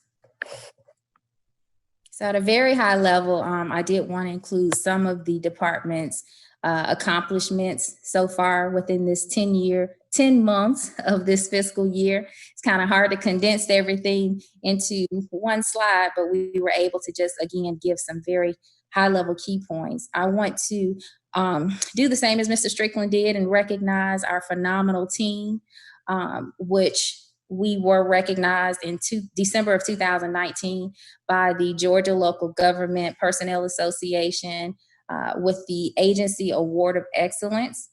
We are currently a finalist by the Atlanta Business Chronicles for the 2020 HR Excellence in Leading Transformational Change and Culture. We truly are excited about both of these recognitions, and we attribute them to hard work and dedication and also just overall great city leadership from both our elected body and our administration. Another accomplishment is in the area of health and well-being. The city did partner with a new benefit broker, One Digital. They were formerly Northwestern Benefits. And from the beginning, we have been thoroughly impressed with the partner's responsiveness to the city's need. We are working with the broker as well as other internal stakeholders to strategically align and enhance the employee benefits package. I just recently sent out something last Friday, and this is a notable accomplishment as we go into fiscal year 2021. For the first year, we will be aligning the benefit plan year with the city's fiscal year. And this just helps better budget preparation so that the city can understand its foundation as it regards premium. We will be having our open enrollment in a couple of weeks, starting on August the 24th, and it will remain open for 2 weeks. We are also excited to announce that our broker partner was successful in aggressively negotiating decreased costs for some medical products and maintaining level set costs for all other services. And these actions will make an immediate impact on the overall savings from a benefit premium standpoint, which are contributed by the city. Through the city's wellness program, we have been able to offer employees mental health seminars, physical fitness challenges to include the annual KP Run, Walk, Roll 5K, which we participated in at the beginning of this fiscal year. But of course, due to the pandemic this year, that race has been canceled. At the beginning of this fiscal year, we had a Walktober walking challenge. All of our participants that participated in these events, they received very nice rewards such as gift cards, Fitbits, and other items that were funded directly by wellness dollars, which that funding comes from our benefit carriers. In the spirit of continuing to promote fitness and well-being, we rolled out our very first virtual fitness platform called Burn Along to keep employees active while many of them worked remote in response to the COVID-19 pandemic.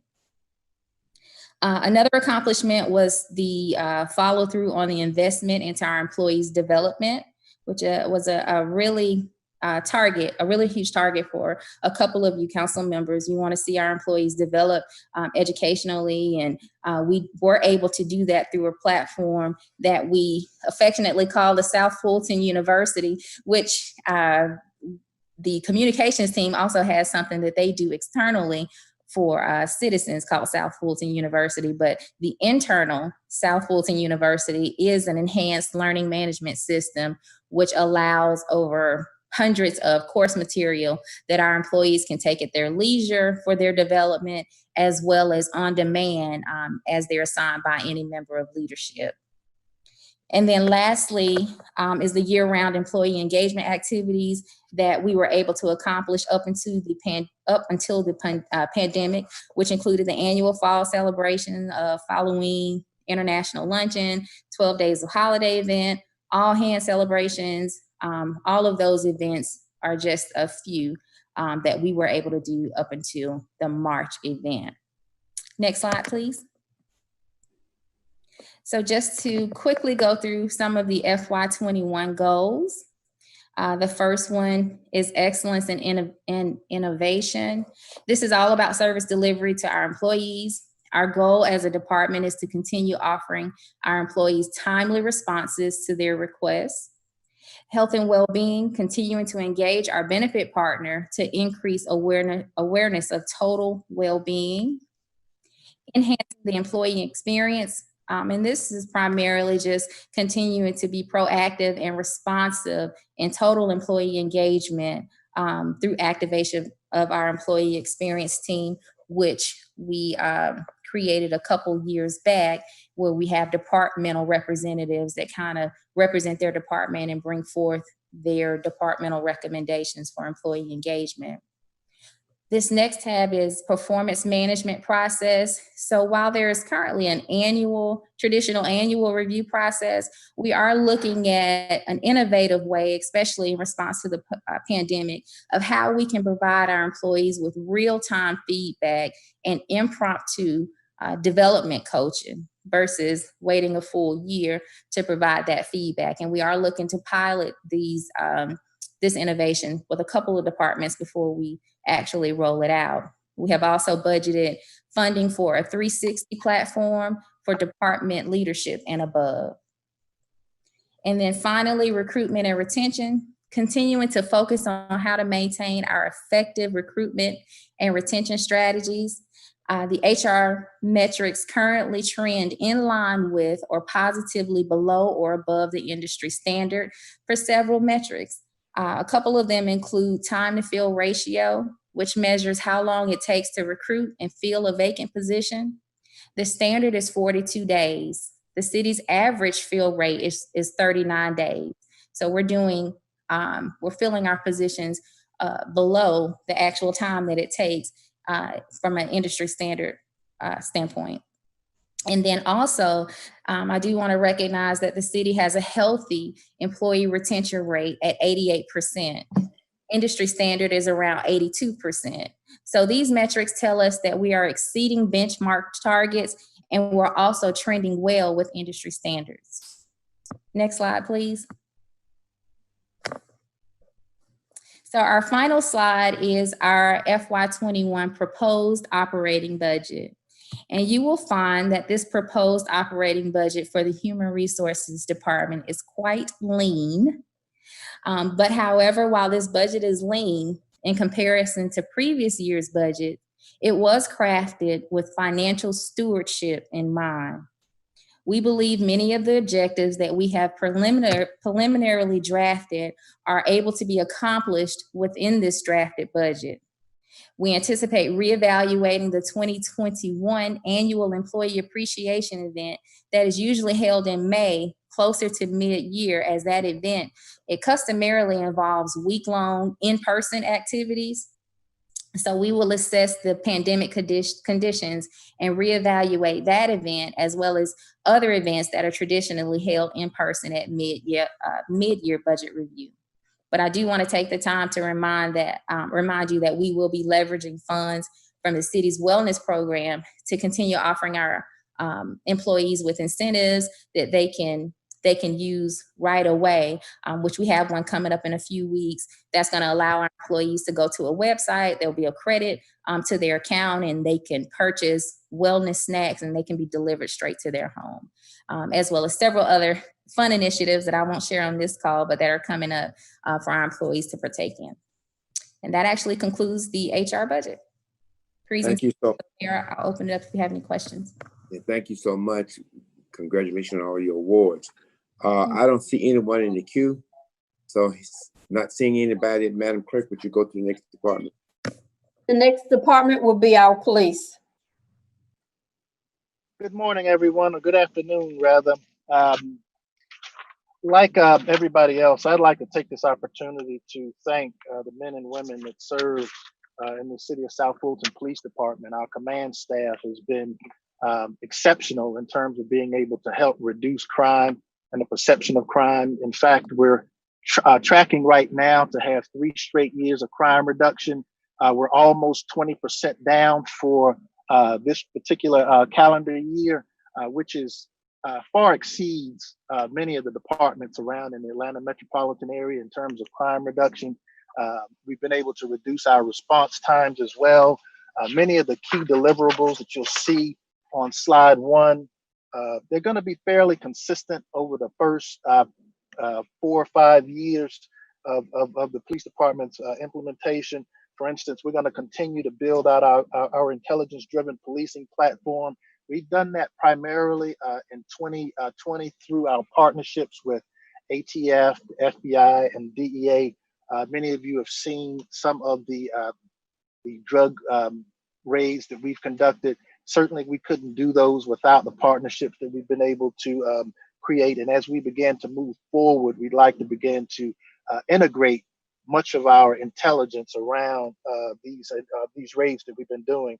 Our specialized training, we've been able to send people from everything from leadership training to making sure that our K9s are highly trained in terms of being able to go out and assist and being able to affect some of their patrols. We're looking at right now in 2020 of completely building out our police headquarters.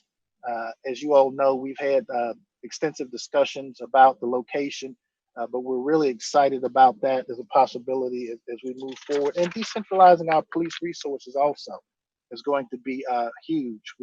We're expecting to bring on the Campbell Road Precinct in FY21. That's going to house most of our community-based initiatives, and it's right up off of Roosevelt Highway in District 3, and we're extremely proud of bringing that particular facility online.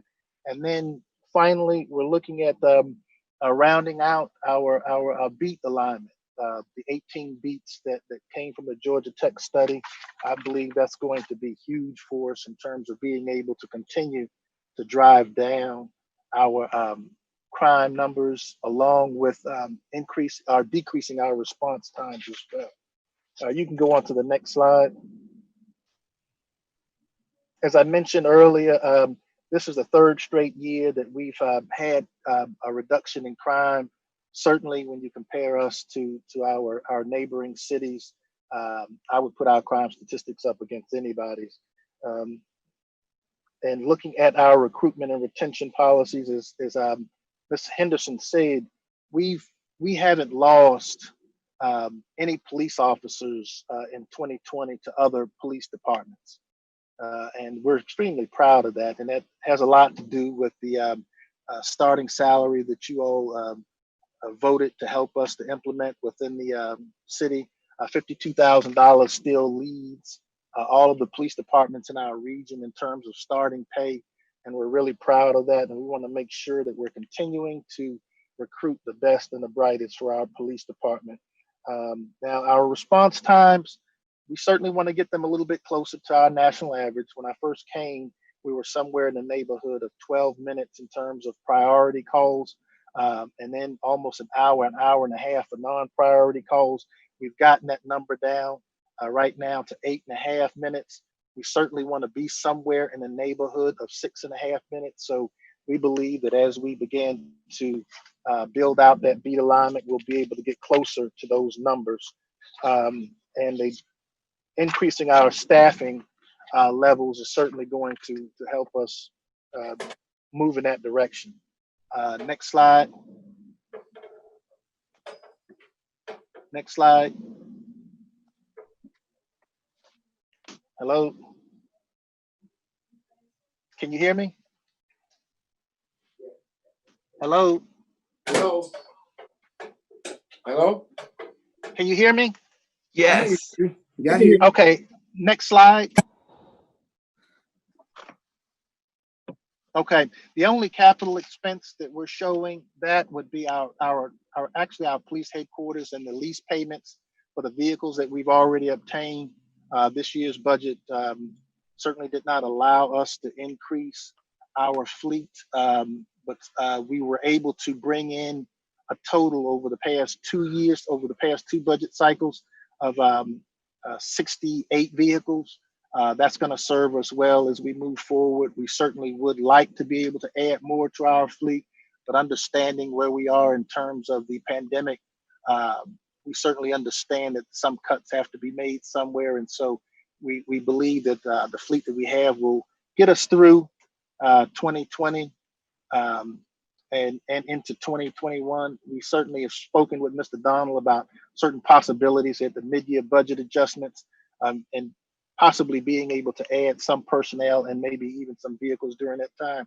But for now, these are the expenses that we're looking at. Next slide. Okay, so our operating budget, some of the lines have been cut significantly. If you look at our jail rental, last year, our jail rental was somewhere in the neighborhood of $300,000. In light of the pandemic, we've been able to more than cut that figure in half. The jail has not started taking people back online for certain offenses. And so we're trying to use that fund sparingly in an effort to try to save money. And so as we move forward, we'll continue to monitor that number to see if the jail does come back online, if we'll have to make some adjustments at the mid-year budget adjustment, but we're comfortable with saying that 145,000 will get us to where we need to be well into 2021 in terms of our budgeting.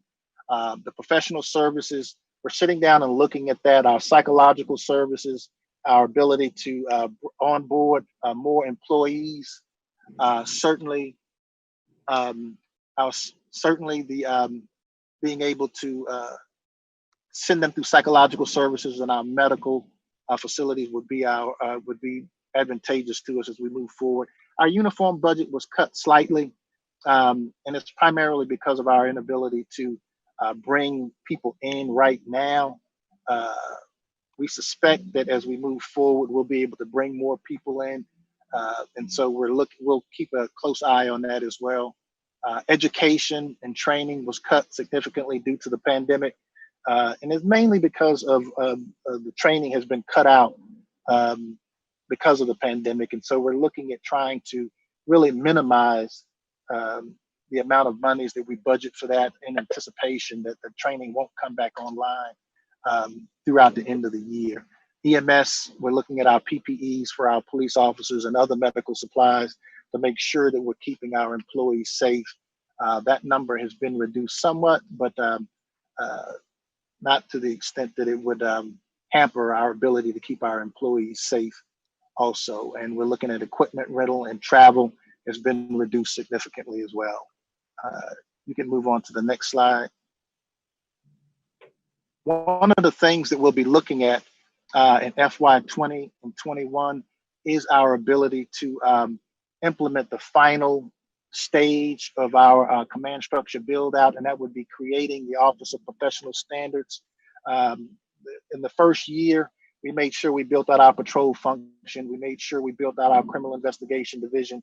Both of those 2 divisions house a majority of the police department. Then we onboarded our special operations division, which includes our gang unit, our SWAT, K9, narcotics, and all of the specialized units. Well, the Office of Professional Standards is one of the things that we'll be asking to implement in FY21, a major position along with command structure, because we'll primarily be looking at IT needs. We'll be looking at fleet management through the Office of Professional Standards, internal affairs, accreditation, training, recruitment and retention. All of those things will fall under the Office of Professional Standards.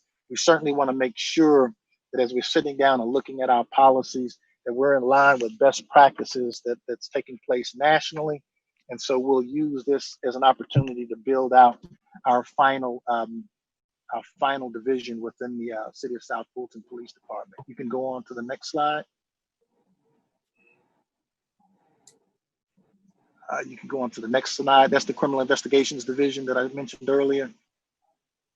And this is the Field Operations Division. As you can see, we have 4 different shifts. Each one of them have a captain that's over it. Each one of those captains command a day and night shift. We want to make sure that as we move forward, that we're able to add patrol officers to each one of those. As you can see down at the bottom of that particular organizational chart right now, we only have 12 police officers. We were talking about adding 18 beats. Well, when we look at that, we have to look at the possibility of having a police officer manning the precinct.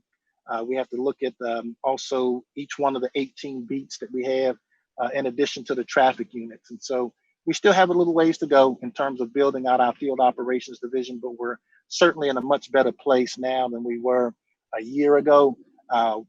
Over the beat alignments, we've been able to add 2 additional beats. So instead of having the 8 beats, we're up to 10, and we're looking to add even more as we move forward into FY20. You can go on to the next slide. And this is the Special Operations Division, where we have our investigators, we have our narcotics, our SWAT unit, we have gangs, and we have the community policing section, the park rangers, and the traffic units there as well. Next slide. Okay, so the police department, we were able to make some significant cuts within our budget with the idea that the council would consider that as we move forward in our ask for FY21 in terms of personnel costs. Certainly, that's going to be the biggest.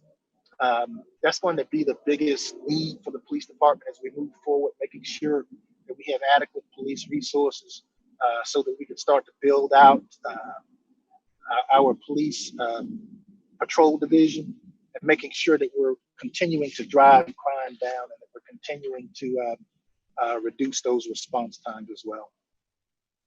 Okay, thank you, Chief. Councilwoman Willis is in the queue. So Chief, at this time, according to with the current budget, are you not,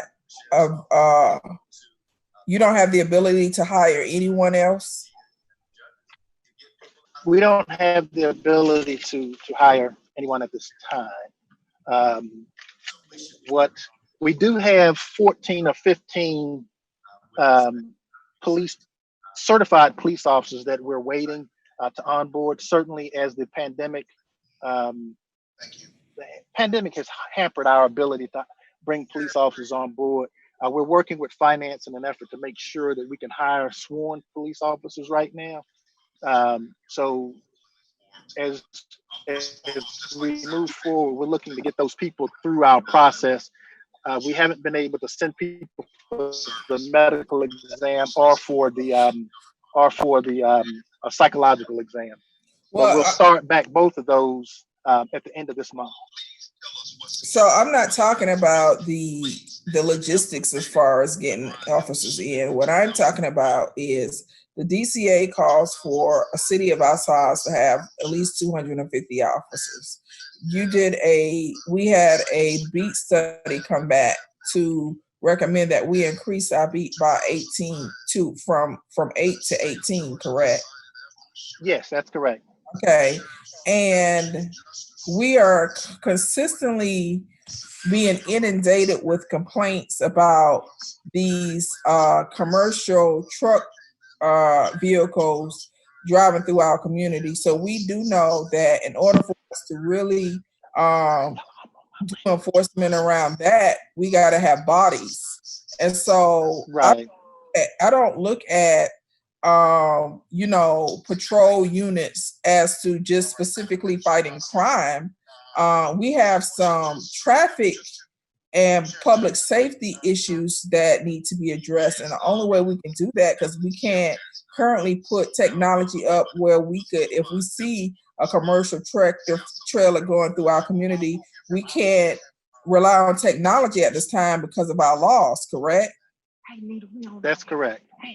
And so my question to you is, aside of the vacancies due to somebody leaving, or aside from officers being being on hold because of COVID purposes, they can't really go through the proper onboarding process.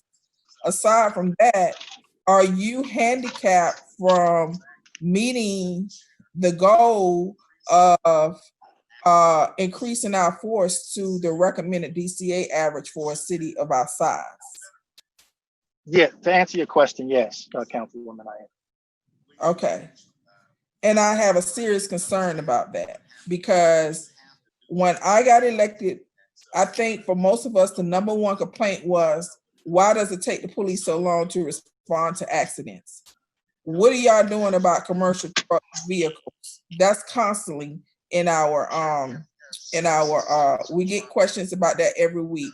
And so my question to you is, the only way you're going to be able to address those issues is if you are allowed to do the recommended increase in force. And we said we were going to give you 25 officers this year. And right now, with the current budget, you're unable to do that, right?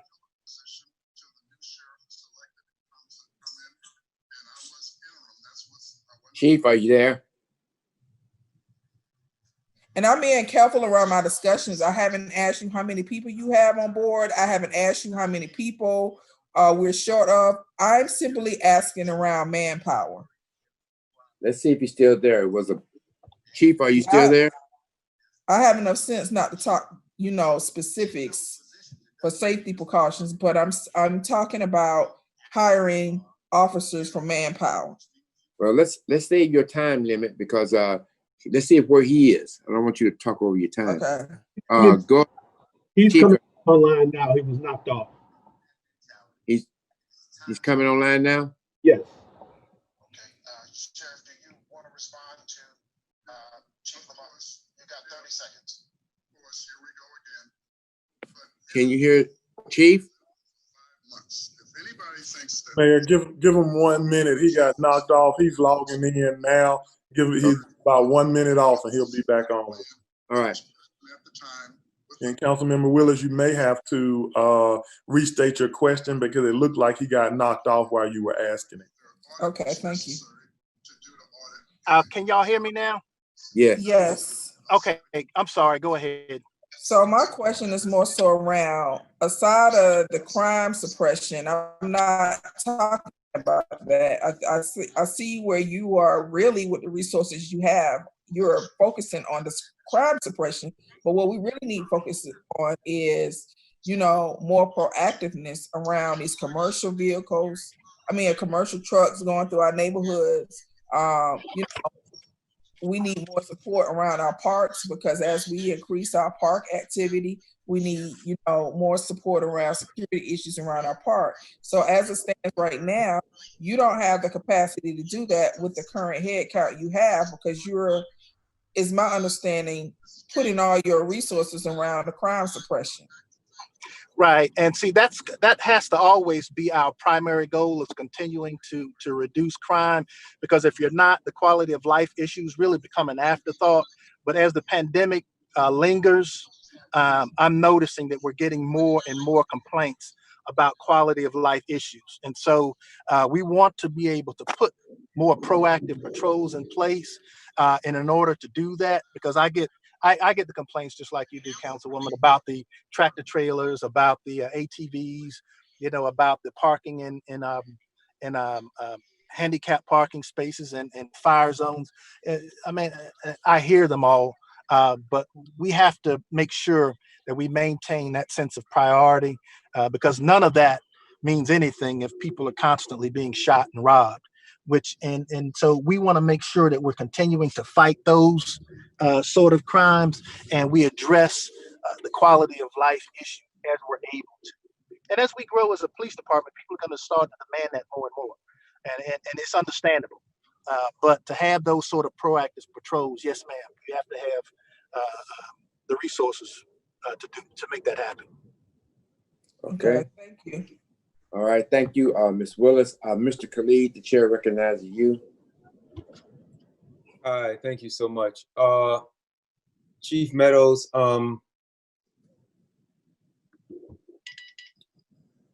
I can't share my screen, but I'm looking at page 52 of 76 in the budget.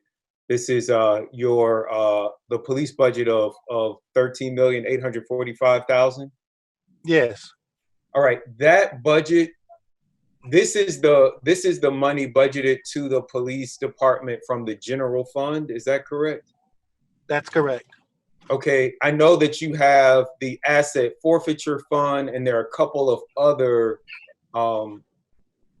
there are a couple of other revenue streams that I think that you may have as a police department that are not included here. And I'm just wondering, do you have a total for what those were in 2019 or what you're anticipating in 2020 for those? So we're looking at, and one of the things, and we have to be really careful when we talk about assets forfeiture funds in cooperation with the budget. The federal auditors get really picky about, supplanting and saying, well, if you have this money here, we won't budget this for that. The assets forfeiture funds are specifically designed to enhance police departments, not to use them for what would normally be budgeted items, basically. And so we're looking at somewhere in the neighborhood of 2.2 million that's owed to us by the federal government right now. I'm sorry, did you say 2 million or 22 million? 2.2 million. Oh, 2.2 million, okay. Right, that's owed to us by the federal government right now. At this time, we only have, I believe it's like 148,000 in cash on hand. And so we certainly are looking at certain things and certain projects that we'll be trying to implement within the police department, as we move forward. But right now, the budget that we're looking at is primarily focused on personnel. Got you. All right. That was my only question. Thank you. Okay, Chief, let me just say this. Yes. As mayor, I wouldn't cut your budget 1 penny. Not 1 penny. Because what's going to happen is, you take those, when you start talking about no hires, and you talk about this whole process you've been going through with Georgia State for the 18 new beats, and I'm glad you qualified the asset forfeiture situation. When people call y'all and say, well, I can't get nobody there, I can't get the police to do what they got to do, your answer going to be, we cut the budget? Is that your answer? Well, if that's your answer, good luck with that. We have to realize that people, even though they understand why we're doing things, there's certain areas that they're going to look at and going to know why you would do something like that. And police is one of them. So I just want to go on record as mayor, I wouldn't cut it 1 penny. Thank you very much. Madam Clerk? The next department to present is Municipal Court. Good afternoon. That's good. Good afternoon. Now go. Excuse me, so whoever's on the line, you need to mute your phone. Go ahead, man. All right. Good afternoon. This is Phoenix Gaston, the Court Administrator for Municipal Court. Thank you all for allowing me to provide our 2021 budget proposal to you, the Honorable Mayor, and the City Council members. Next slide, please. Some of the key deliverables that we're looking at for 2021, we definitely want to provide a fair and timely resolution for all of the cases. In the midst of the COVID that has taken place, we've made a lot of adjustments, and like my other counterparts, I definitely want to give a kudos to my staff that have been phenomenal. We've taken on unprecedented times and made them something that we plan on implementing for permanently moving forward. We have taken our technology and put it on the road. Our staff is receiving calls, emails. We've started virtual court. So that's part of providing that fair and timely response to resolutions, to citations that have been issued. We've also looked at we've established a monthly calendar in person, but in the midst of COVID-19, we've switched to virtual. So we're hoping to implement a permanent virtual calendar as we move in the future. And then we also want to identify and provide some statistical analysis for planning as we look at moving into our public safety building. So we definitely want to put some numbers on the page and see where we are and see if we may need to increase our visibility in the technological world,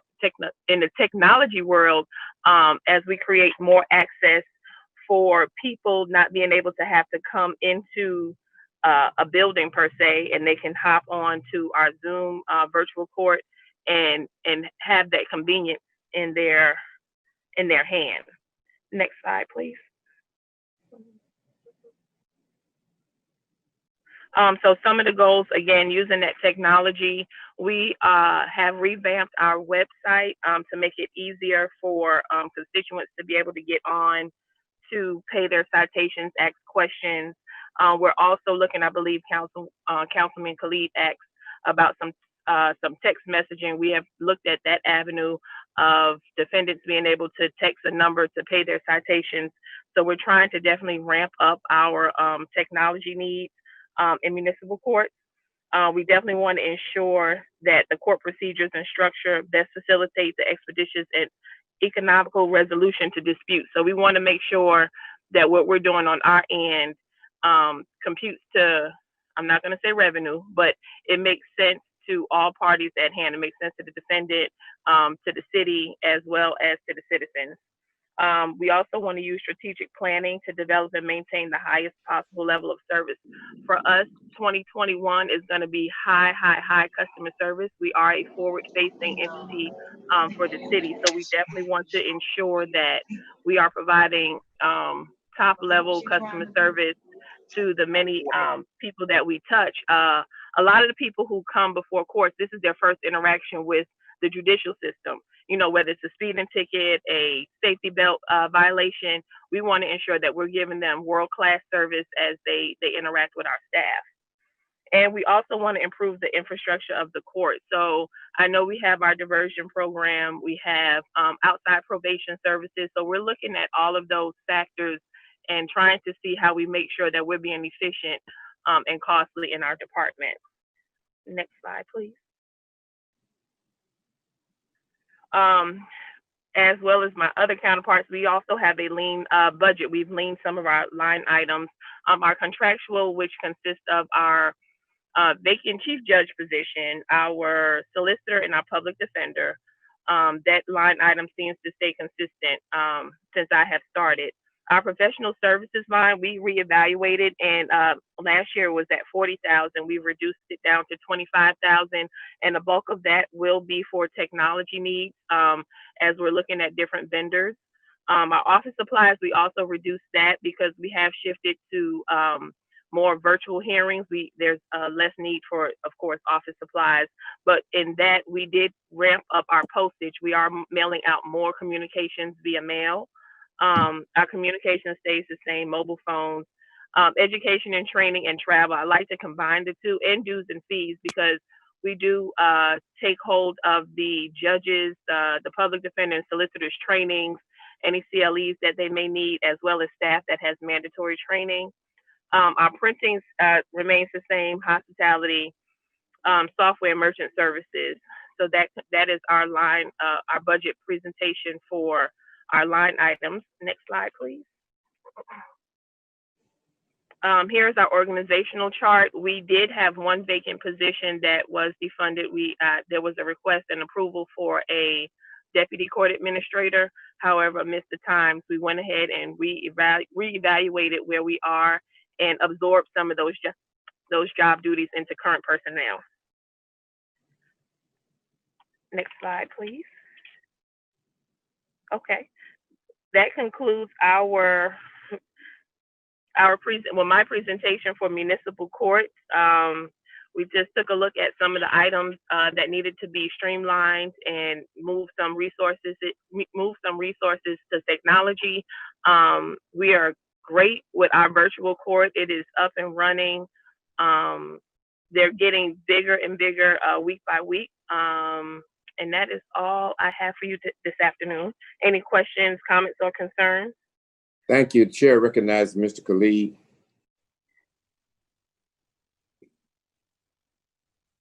All right, thank you so much for that presentation. Just wanted to be clear about some of the things that you mentioned in your presentation. Have you started holding court online, and if not, like what date do you anticipate that happening? Yes, sir. We started court the beginning of June. Well, I want to say mid-June we started.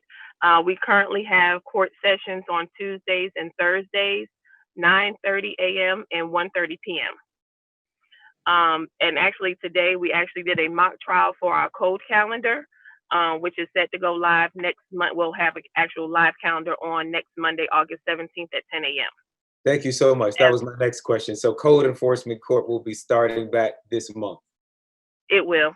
Yay. And we did have one diversion calendar that was held last month. So we're trying to implement back our regular standing calendars that we would have in person.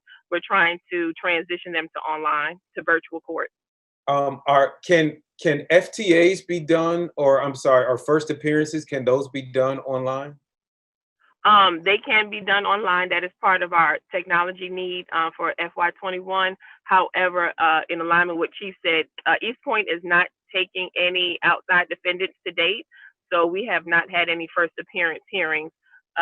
Any person that is charged with a city ordinance and or a criminal matter, they are given a copy of charges citation with a date certain for them to appear for virtual court.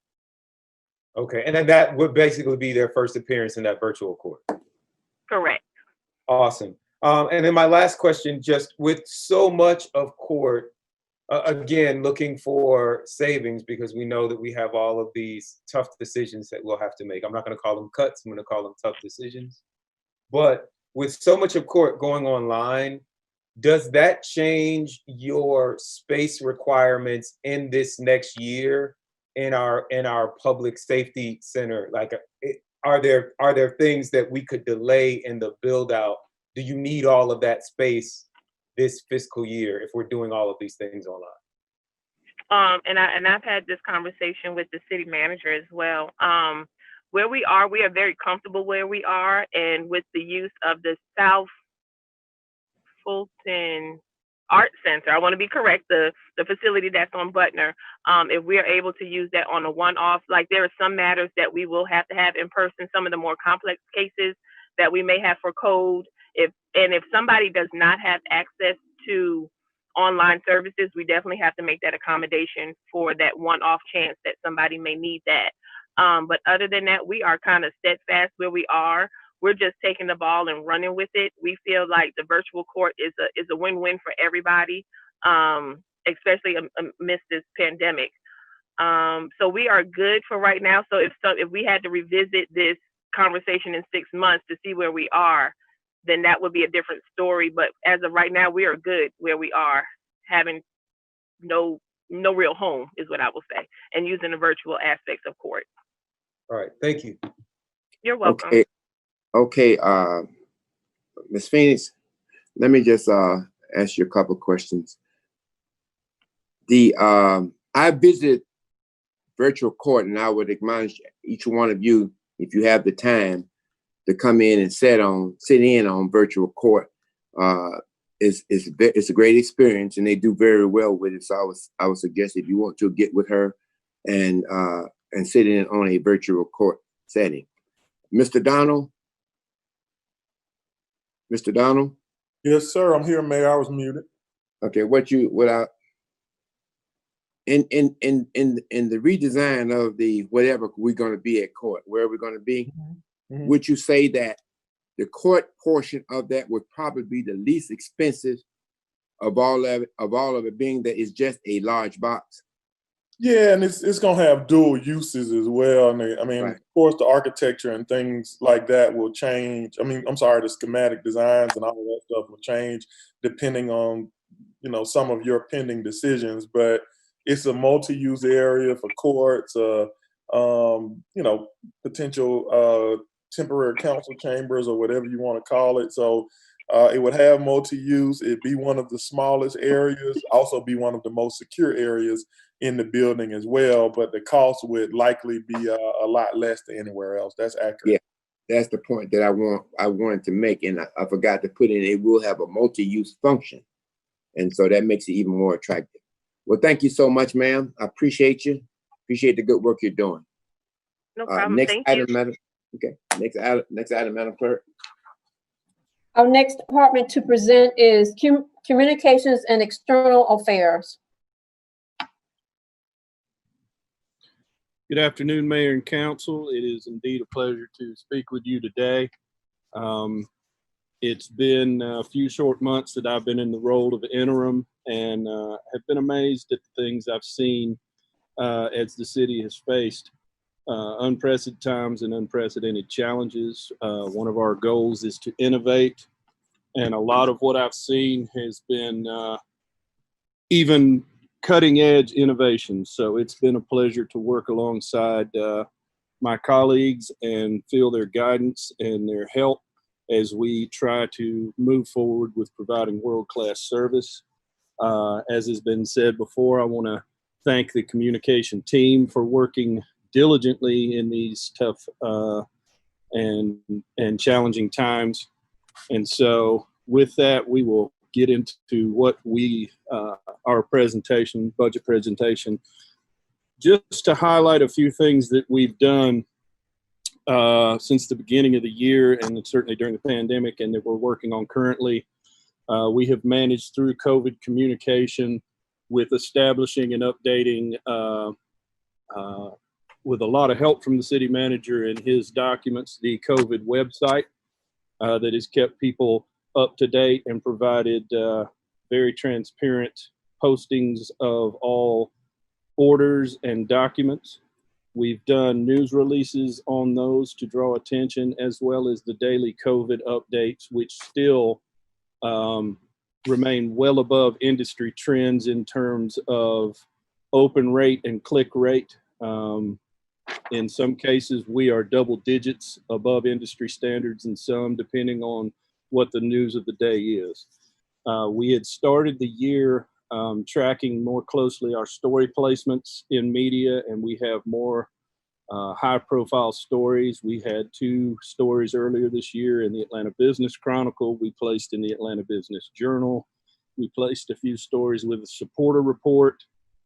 And we are working and coming to fruition on a partnership with Georgia Trend that Mr. Pike has also been working from an economic development standpoint.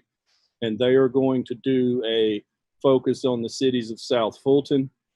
And that will publish in December. So we are looking forward to that.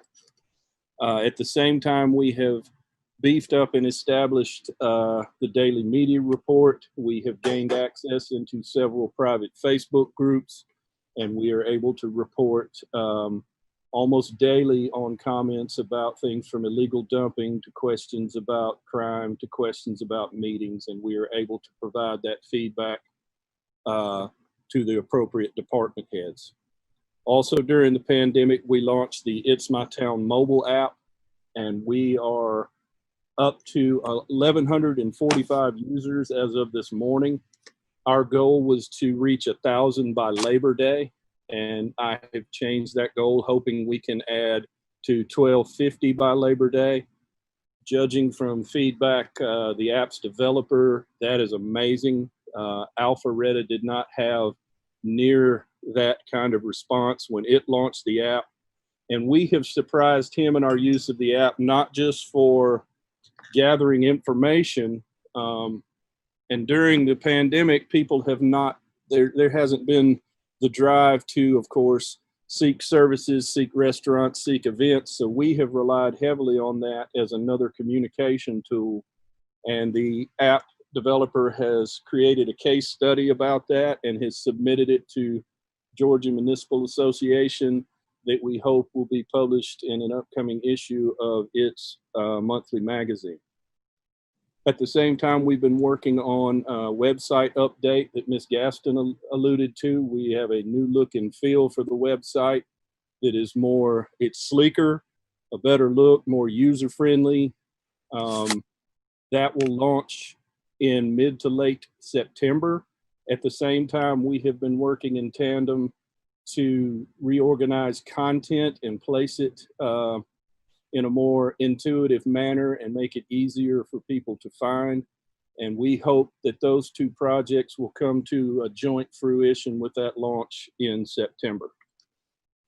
In social media, we have monthly, our numbers in terms of followers, our terms of engagement continue to climb month by month.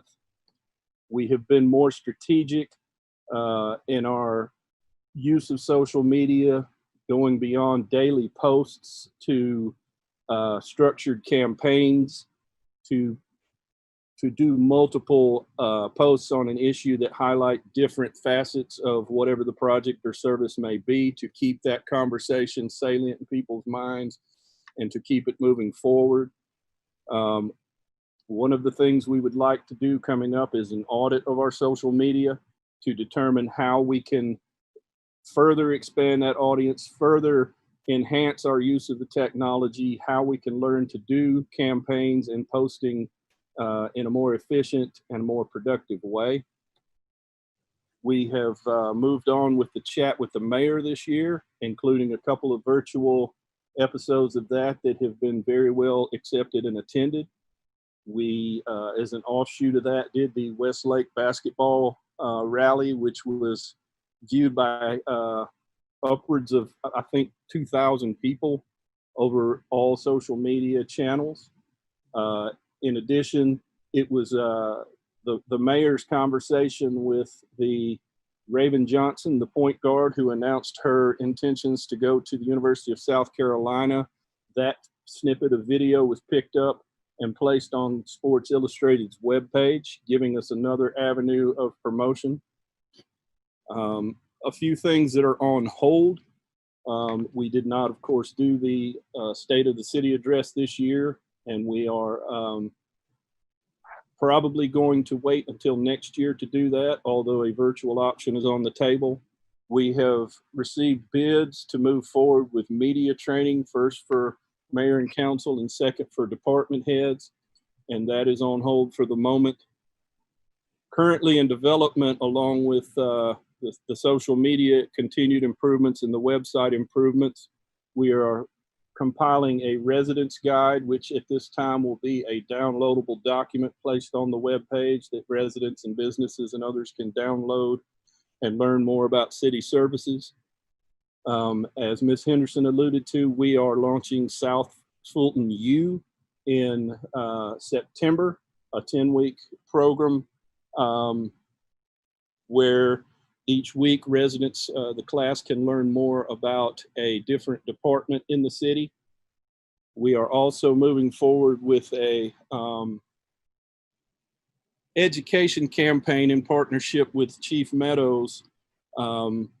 It started with how can we educate residents on the ATV issue, the dirt bike issue, and coming at it from the point of view that a lot of people are not aware of A, what the laws are and how to safely use those vehicles, and B, how do you report activity that is not following or following those laws.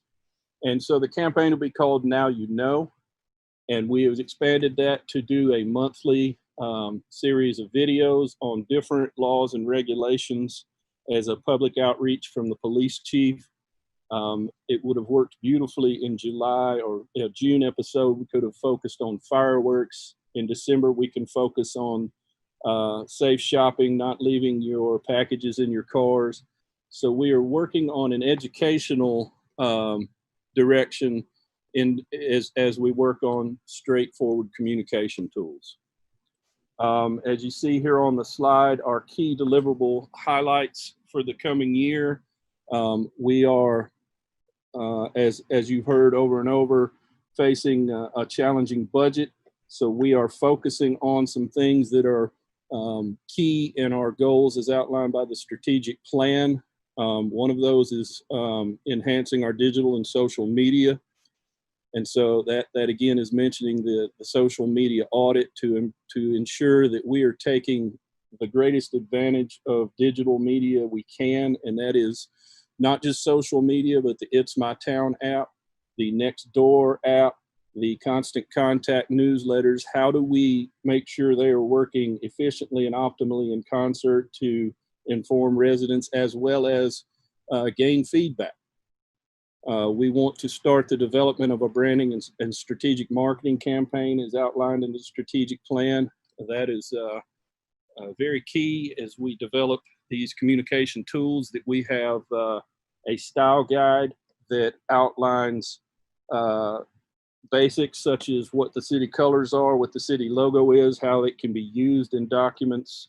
And so putting together guidelines for messaging, guidelines for how you use city assets, communication assets. In addition, the strategic marketing plan would be just like a marketing plan of any municipality, county government, or any business, marketing the highlights of the city, going beyond traditional communication to provide news, but to provide the amenities to attract businesses, residents, people to the city. And of course, that would be done in a very strong partnership with Destination South Fulton. And finally, creating an internal program, working with Ms. Henderson and the HR team to do a two-prong approach at the moment. At a start, the first being a city newsletter, just like the South Fulton Monthly that we send out, but it would be internal with key facts and information pertinent to staff. And at the same time, developing a 3-day-a-week or daily email digest that lets people know here's what's happening today, this week, and in coming days in the city, so that we are communicating meetings, we're communicating benefits, we're communicating projects, and keeping internal staff is equally as informed as our residents, our main customers. Next slide, please. These are some of the key goals outlined in the strategic plan for our department. Of course, enhance communication with residents about issues, projects, and services, and that will be achieved through the update of the website and the improved, enhanced social media connections. Build internal and external communications and brand identity. That's what the newsletter and the daily email digest will help do. Increase local, regional, and national awareness. That again is the website, social media, as well as the marketing efforts. Increase communication between elected officials from the city of South Fulton and other cities. We are starting to reach out to our sister cities in South Fulton and across Fulton County by connecting with communication managers to learn more about the cities and find synergies and operations and find best practices, and then build on that to develop stronger connections with our departments and ultimately our elected officials with our sister cities. Build a world-class communication program by aligning and improving the tools. That again is the social media, the web, and the connected with media. I did fail to mention we are planning a media day for September. It will be low-key and virtual as opposed to in having a meeting at the city, but we will connect with key media reporters and editors at the TV stations, the major publications, to share what the city is, what our goals are, what innovations we're making, and where we're headed, as well as get their feedback on how we can ensure we are communicating in the language that they understand. And that will be the first meeting in an ongoing series of quarterly editorial board updates with those media. So that will be something we do at least 4 times a year. And then again, simply implementing city branding guidelines for all publications. Next slide, please. This is our proposed operating budget for fiscal 21. Not on here is our personnel budget.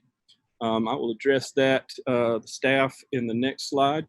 But as far as the operating budget, back to the previous slide. As far as our operating budget, pretty lean after the reductions in expenses. And just a few things to highlight: 178,000 for professional services.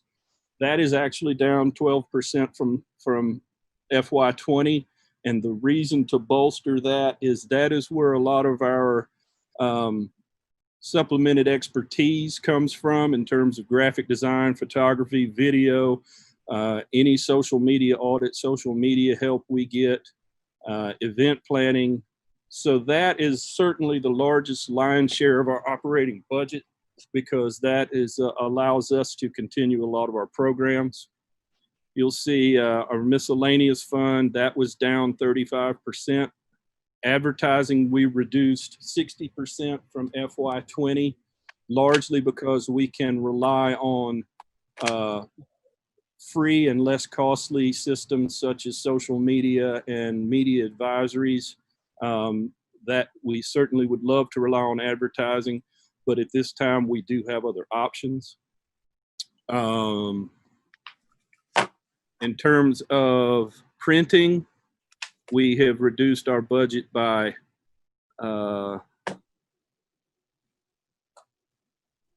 roughly another 35–40%.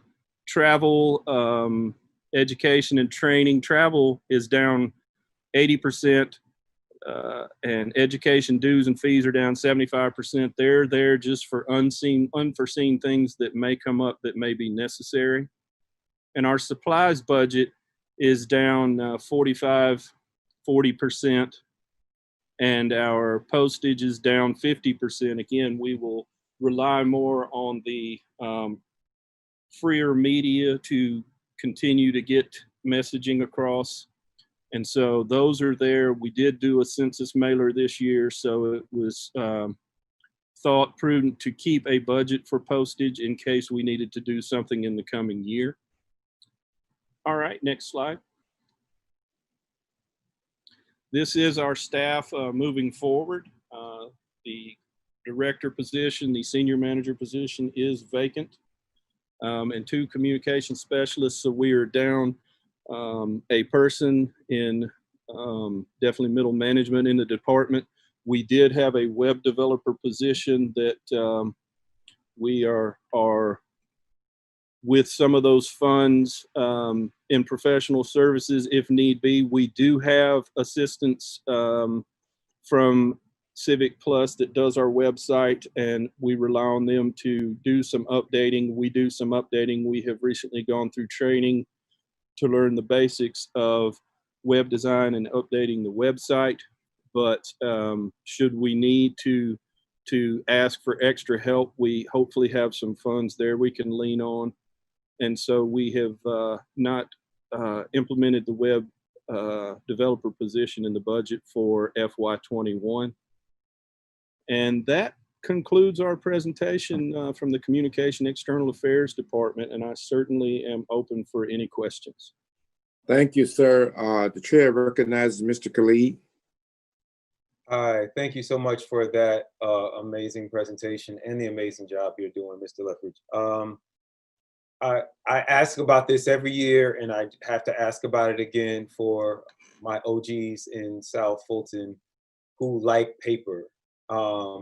If there is any way that we could get a biannual, quarterly, annual newsletter that actually went to residents in their mailboxes. I love all of the digital stuff. I'm on all of it, but I do know that there are particularly some of our senior residents, but even some residents my age just want to get something in the mail from the city.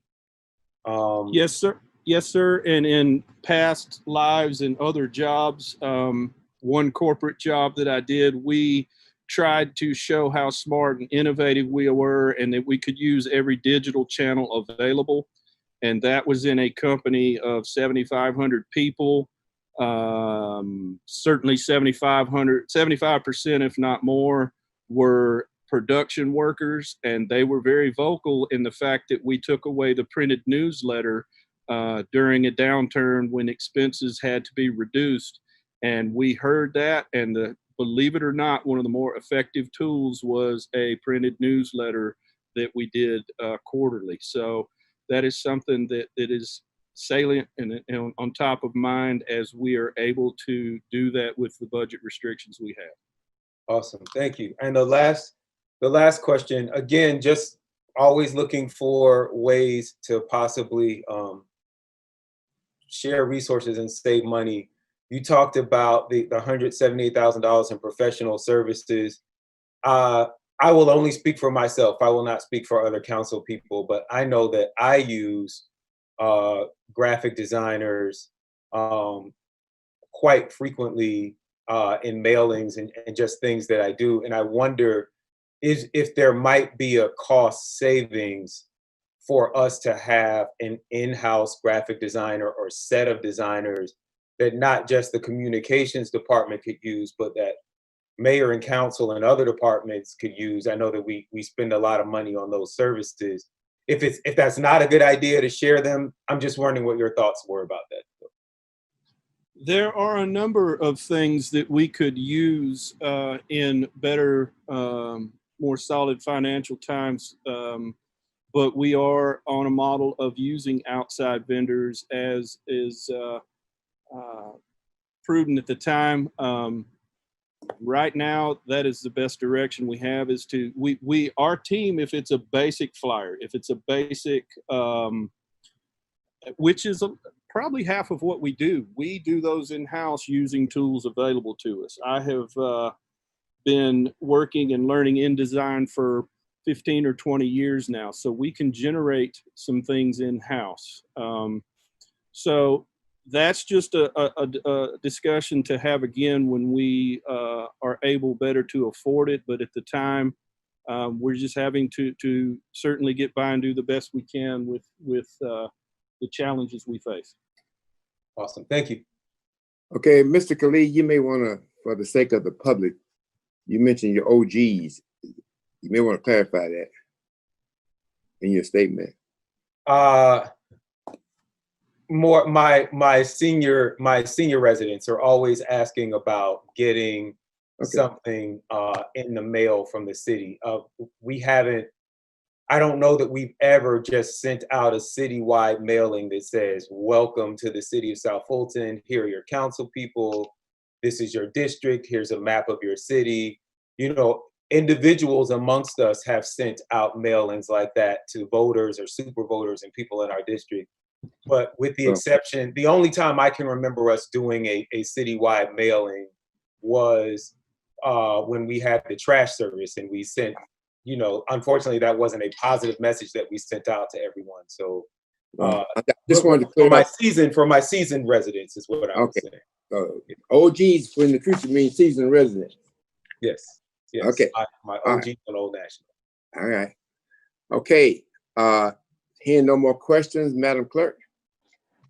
Okay, then we have two more departments to present. The next one is Community Development and Regulatory Affairs.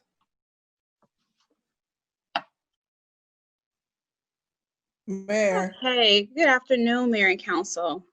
Mayor. Thank you. Excuse me, let me. Is there any way possible we could take a 5-minute break? Is that the consensus of the body? We had to take a 5-minute break at this juncture. Just so we can kind of. Is that a consensus of the body? Is everybody all right with that?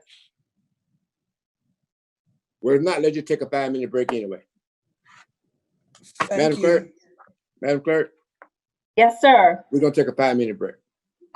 Okay, need to be back at 12:49. Thank you.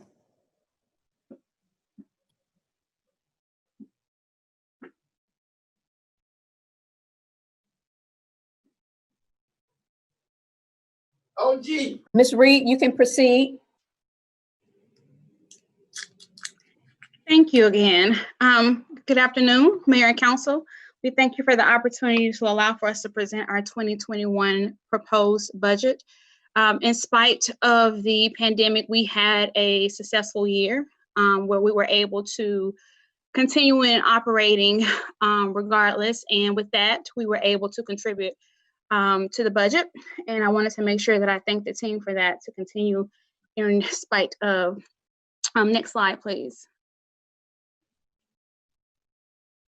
Okay, so identifying a few key deliverables and highlights. We will have the 2040 comprehensive plan started this year. We're really excited about that. As you may know, a 20-year plan identifies what we're planning to do regarding our land use, our character areas, kind of identifying key area planning. I know some of the council members are looking into having overlays mentioned. So we'll be doing that in that comprehensive planning. It's very important to note that we will be able to keep our qualified local government status by completion of this file. Having your QLG allows for you to be eligible for certain local and state funding. So we will be able to ensure that we have that as long as we have the QLG standard. The program will begin October 2020. So we will begin outlining how we're going to have that plan unfolded, and it's mentioned in our budget as well, so where we're looking to potentially consult with that. We have to have this project completed, meaning adopted by council on October 31st, 2021. So we'll be moving this project along within the next 12 plus months. I plan to begin educating the public in regard to what a comprehensive plan is and how we're planning to outline that within the next few weeks. Okay, so that leads me into my educational incentives, initiatives, and opportunities. We have made sure that we included the residents and other constituents in all the actions that we're taking when it comes to community development regulatory affairs. We want to further that. One thing that we've ensured that we've done is make sure our website is up to speed. We've always send things out with postal deliveries, and we're making sure our online reporting and monthly newsletters with virtual meetings are also being furthered in the 2021 budget. Last year, we had a very successful power compliance seminar series where we were able to have residents come out, meet with all of the individual employees who deal with construction, that deals with the regulations that go into place, as well as Public Works, other individuals who were able to allow for us to move forward with speaking on construction, things such as the software that we're going to unload and so forth. So we had a great year with seminars. We're planning to further that. The next thing that we had were the fresh food access program. So one of the great things that the city has done is partner with the Parks and Recs program in the city manager's office to ensure that we had an opportunity to grow in place. One of the things that we're doing is allowing for residents to receive boxes. And I think Ms. Cummings, who is a new staff member on board, who we're very glad to have her, she was able to partner with our Parks Department to have 200 boxes that included soil and seeds to allow for residents to learn how to grow products such as produce and such in their homes. This will allow for there to be at least families of 3 to be able to have such supplies at their homes. Sages, for example, was a great product that we had in the 2020 budget. We're looking to continue that in 2021. Sages is our online permitting software. It allowed for us to continue to have this software even in the pandemic, which was very helpful because the pandemic allowed for doors to be closed. We were able to continue in having software working from home remotely and still allowing for construction to continue. And with file analysis and integration, one of the things that we're looking to do is have all of our files scanned and have it accessed electronically so that when we're working from home, we're not having to go to City Hall to have copies of these files. So we're looking to continue that as well. Next slide. So in continuing with our key deliverables and highlights, we want to approach blight in a different way. We continue to have the other initiatives that we have, but one thing that we have applied for is our GIG program, which is Georgia Initiative of Community Housing. It allows for local governments to receive technical assistance on housing initiatives. We have recently applied for that and we're waiting to hear back, so fingers crossed on that. Next, we're working with our city attorney and other areas of how we're going to address the blighted properties, which is something that I do believe we have worked on for a while now, and we're working to finalize some of the preliminary actions so that we can get this all rolling very soon. We're working with our land bank. Excuse me. Sorry. I'm gonna ask again that everybody mute their phones. We're hearing noise in the background. Go ahead, Ms. Reed. Thank you, sir. We're working with the local land bank to allow for the blighted property to be returned back to active use. As you may know, with the local land bank, any abandoned or vacant properties are able to be used for purchasing and then brought back into a redeveloped site so that the community can have a better look, not to have such blighted areas. And so we're looking to have that project done very soon, getting that rolled out. We'll be looking into having more purchase cameras for surveillance. We had a successful run with that, and I'll leave that there. And with CDBG, so we, as you may know, have accepted the eligibility for the entitlement status. And so Ms. Cummings has created the 5-year consolidated plan and action plan that was available online. So we're waiting to hear back from HUD regarding the $500,000 that we are expecting to receive in June of 2021. Okay, next slide. Okay, so goals. Yet again, we're looking to make sure our impact fees are aligned with our 2040 comprehensive plan. That is something that is required within your impact fees to make sure that the comprehensive plan aligns and adheres to that. You are aware that our first zoning resolution is to be adopted very soon. We're hoping to have that finalized and rolled out to make sure that the comprehensive plan also has an easy opportunity to be rolled out as well. So we're looking to have those 3 very important pieces taken care of, at least starting out at the close of this year. We have a one-stop shop permitting process. Yet again, during this pandemic, we were allowed to continue to operate, and we are planning to further that through various different educational components, ensuring that submitting these opportunities online will be furthered, so that we're looking to make sure that there's no necessary stop here when it comes to construction. With efforts and opportunities of educating the public, as I mentioned to you before, making sure that all things that were available online, making sure that we're having our virtual meetings. You are aware that we have Planning Commission. We also have our Zoning Board of Appeals. We have Historic Preservations. We have a number of different boards that we're looking to make sure they're still operating virtually. And so that we're going to enroll that within partnership with our communications department to make sure that all is aware of the dates and the operations moving forward. We're evaluating our animal control contract, making sure that we have an opportunity to evaluate whether in-house opportunities are available for that. We have worked with staff as far as we have outlined how we could be able to do that, and we're waiting to finalize some things to present that back to you all very soon. Okay, next slide, please. And yet again, finalizing impact fees with comprehensive planning. We will continue in our partnership with Destination South Fulton when it comes to construction. One of the things that we've made sure when it comes to the doors, I guess, being knocked on when it comes to construction and developers, Chris and I, or excuse me, Mr. Pike and I, have always made sure we partnered in that to make sure that certain regulations are being adhered to prior to construction beginning so that there will not be any opportunities of gaps being filled. With that, we also plan to continue, as I mentioned before, abating blight and continuing with our CDBG program. Okay, next slide. So how we plan to do that, we're a little bit over 1 million in our operating budget. So we did not see a very, very large, slice in the pie. We had changes in, of course, certain things that was removed, like rental, travel, hospitality, and purchasing of books and such. But we were able to still maintain a large portion of our operating costs, mainly because most of this is state regulated. It does require us to advertise. It does require us to do certain things that would kind of change if we didn't have this budget present. So our budget is very similar to what we saw last year. It's not really much of a difference. Next slide, please. With that, we are a 36 department team as far as members of our departments, 36 of us.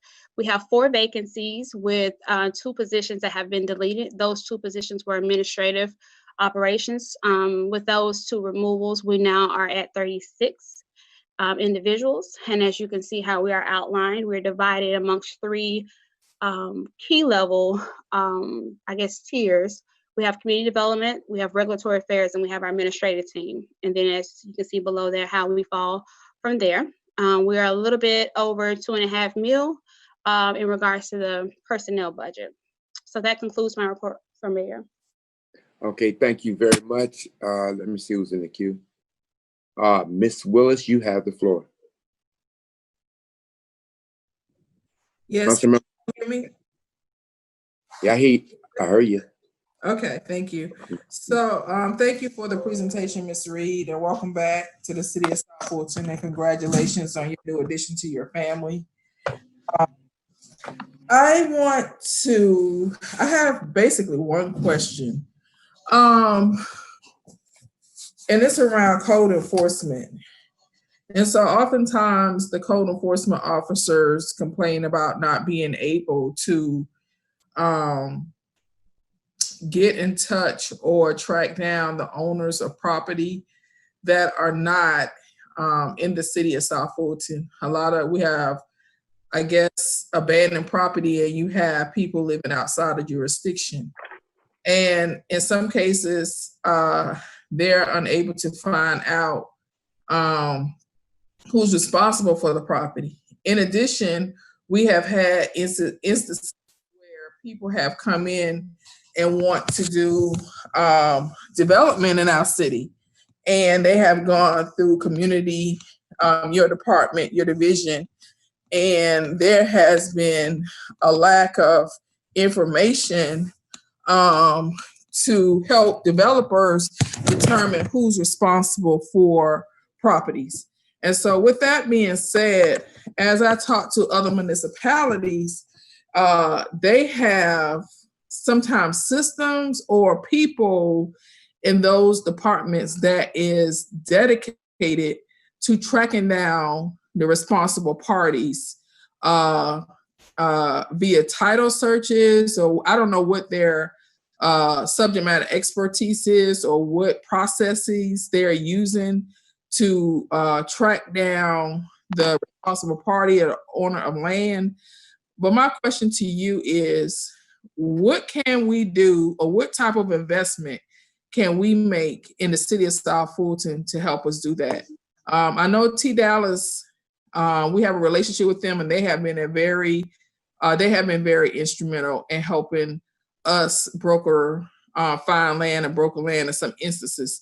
But in the instances more so in code enforcement, where we're trying to enforce code, we can't track down the owners of this property, or we have people who come in and want to make investment in certain properties, but they can't track down who owns the property. Your staff has even gone to the tax office, tax commissioner office, to try to track down who's paying a property tax bill, but still have not been successful with, who the property owner is. And I'm not, saying nobody is not doing their job. I'm just saying it seems like we're handicapped in that area. And what can we do to improve in that area, and what investment can we make? So one of the items that we have identified within our professional line item will be skip trace services. We tried that right before the pandemic hit, and we've had a successful run with that. Of course, skip trace is where a company allows for their services to be utilized to where you're tracking the last location this particular property owner may have had an address where a bill's being sent under that name. It's kind of like a research service.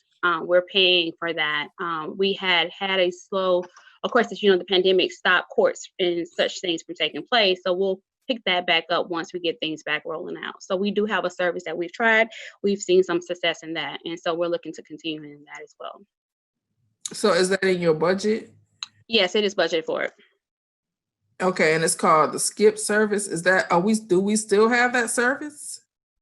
It's a skip trace operational service that we're doing internally. So it wouldn't necessarily be outlined what you're seeing in front of you. It's one of the things that we proposed in our budget, where we are looking to, like, it's not really a contract, it's just a service where someone comes in, they provide it within their particular operations, they give us an invoice and we pay it from there. We've used them at least 2 times, I believe.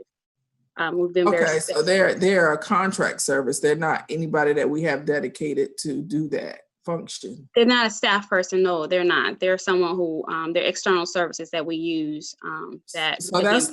So my question is, do you think that's something that we need to, I mean, because we got the most undeveloped land in the city of South Fulton, I mean, in Fulton County. And this is happening, especially around code enforcement, a lot. And so is this something that you think that we may need to, I mean, it's happened to me with having the oldest district in the city, the constant thing that comes back from code enforcement officers, they can't make contact with a person who's responsible for the property. So is that something that you think that we as a city need to invest in, a role of a person who is dedicated to tracking down the titles and who owns the property? And even in the instance where we can't get in touch with somebody, we have now measures in place where we can take legal measures. We can go after the property. So I think the service that we're currently using will definitely work for what we're looking for. I wouldn't believe that having a full staff person available for that one role would be, I guess, conducive for the budget operations. I do believe that we should continue in the service that we're looking at. Even the attorney's office has a service that we've assisted or received from their assistants, and it's been very successful as well. So I believe we should continue in those operations. And if we find any, I guess, loopholes or issues there, maybe we can approach this question. Right. Okay. Okay, Ms. Willis? Yeah. Okay. Chair recognizes Ms. Gilliard.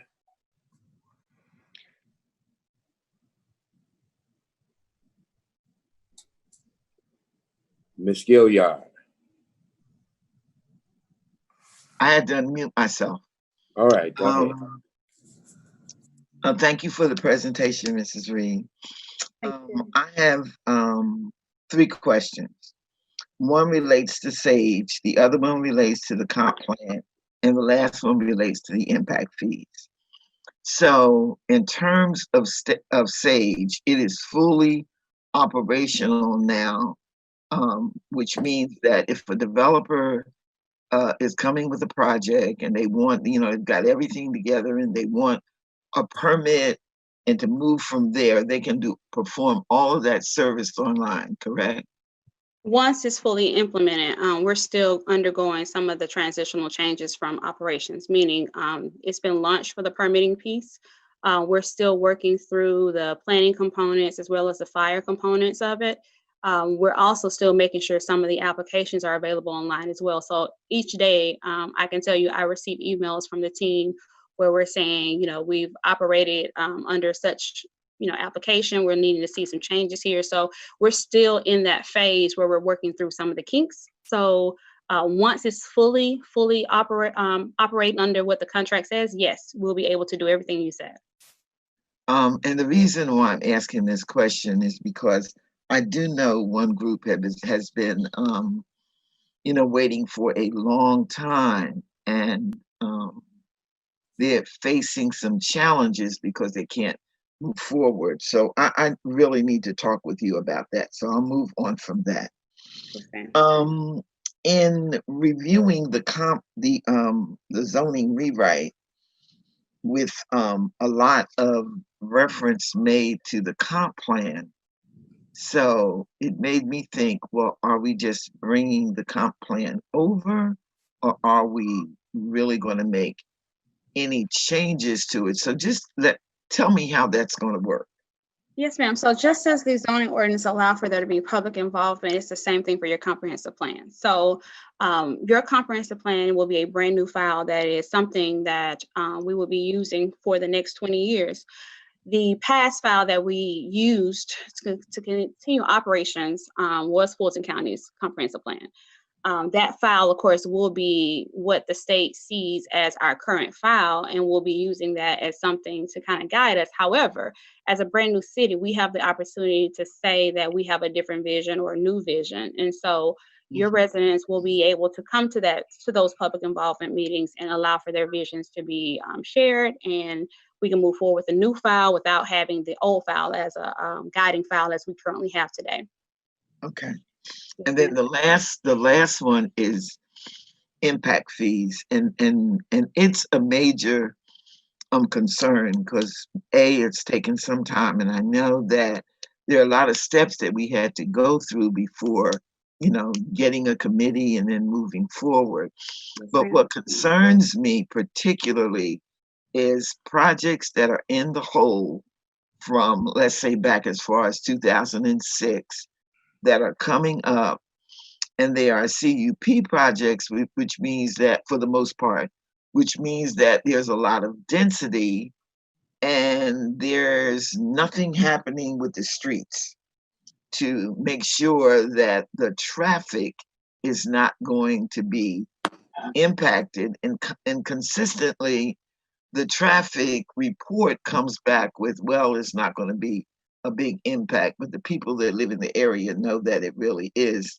So that's number one. And I know that there is nothing that your department can do about it, but somehow we are going to have to figure out what's going to happen with the schools, because all the schools are overcrowded and all the development is occurring. And that means that there's going to be more families. Because I understand, and I don't know, it kind of sounds crazy. On the one hand, people are being evicted, and on the other hand, there's a housing shortage and people are still buying.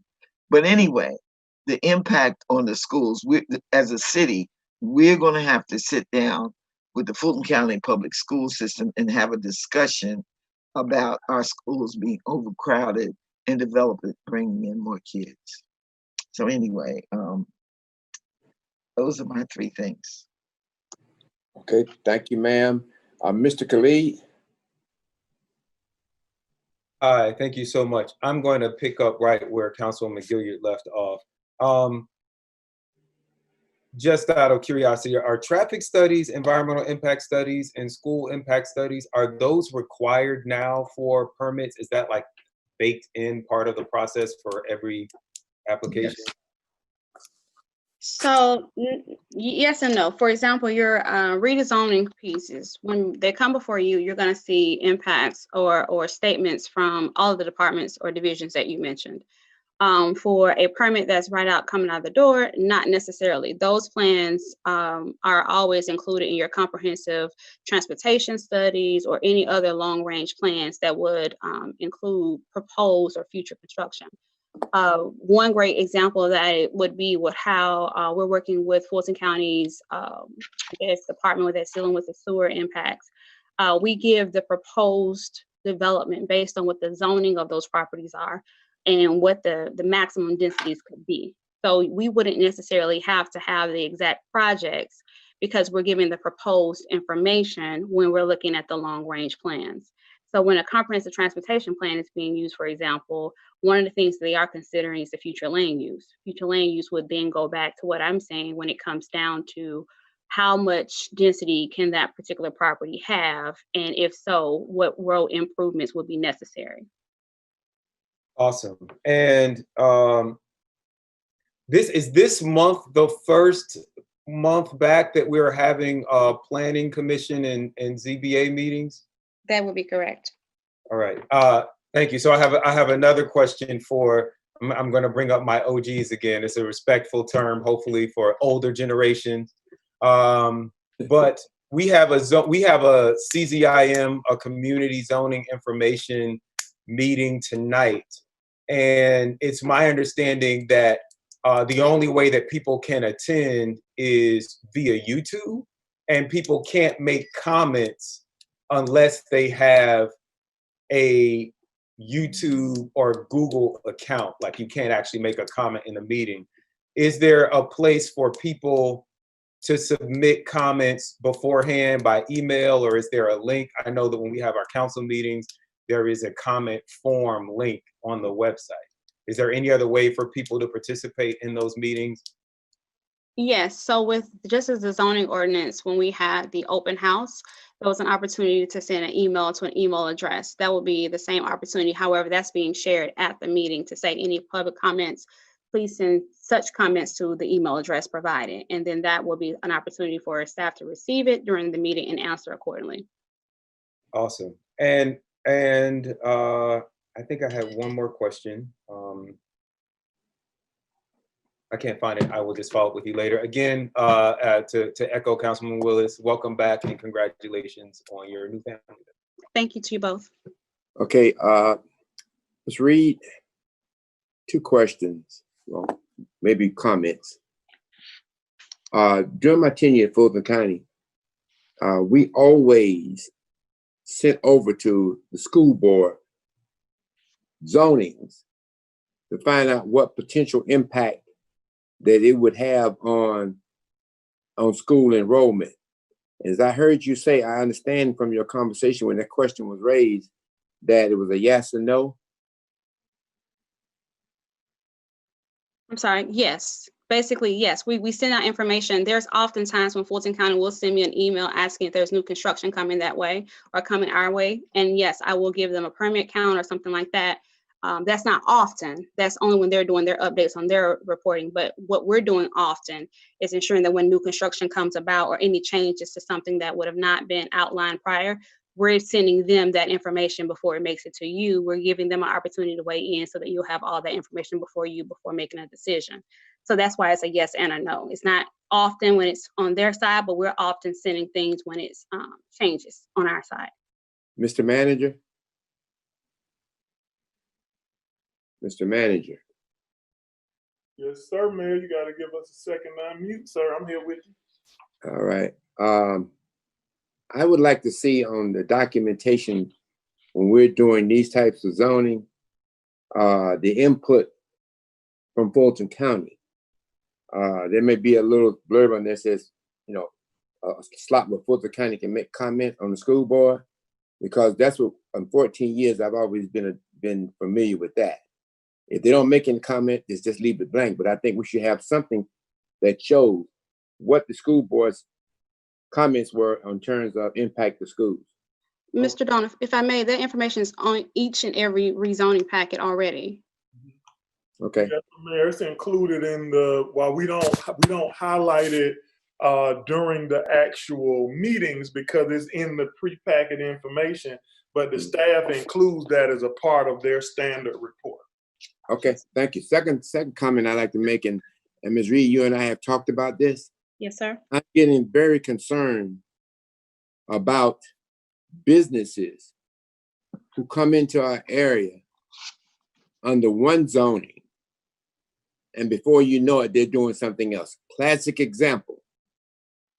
There are several businesses on Old National that I've visited that I've even cut the ribbon on, that has come in as one establishment, but when nightfall comes, there's something totally different.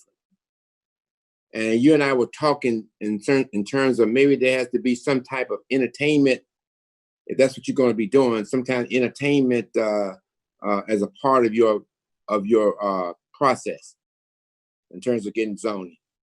Understood. Yes, sir. That's definitely something I'm looking into. I think that's good because, you know, I'm getting a little bit discouraged about you come in and tell me you're a chicken shop, and the next thing I know, you dancing in the middle of the floor. And you know, if you're not zoned for dance, you shouldn't be dancing. So just want to make that clear. I'll wait for your comments back on that for me, because I think we need to go forward in doing issues like that. Mr. Mayor, can I say something real quick? Yes, go ahead, Ms. Gilliard. I just want to make sure that I emphasize that even though the schools might be on whatever document there is. The subdivisions are still going through and the schools are still being impacted and they are still overcrowded. Yeah. Well, Ms. Gilliard, I want to say that was not that was right in line with what you're saying. I just want to make sure that we have it in writing. We document that the school board said this would not have an impact on you. All right. So I do understand what you're saying. Okay. Okay. All right, Madam Clerk. Yes, our final department for today is Parks, Recreation, and Cultural Affairs.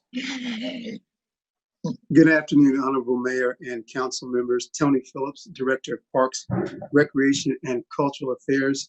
I'd like to begin by thanking the mayor and council for your exemplary leadership as our new city has been established over the last several years. And we've got a one-of-a-kind situation, and your leadership has been invaluable.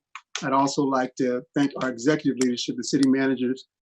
Insight and direction have always been helpful to me as a director, and I am appreciative of that. And I'd also like to thank our Parks, Recreation, and Cultural Affairs team. We've got a lot of dedicated professionals who've really stepped up in some unusual circumstances. Over the past several months, we've been fortunate to add to our department leadership, our Deputy Director, Chapin Payne, our Recreation Manager, Otis Key, and Ms. Lakita Ford is our Program Manager. And we have a lot of other staff who are dedicated and working hard. With that, I will proceed to the next slide.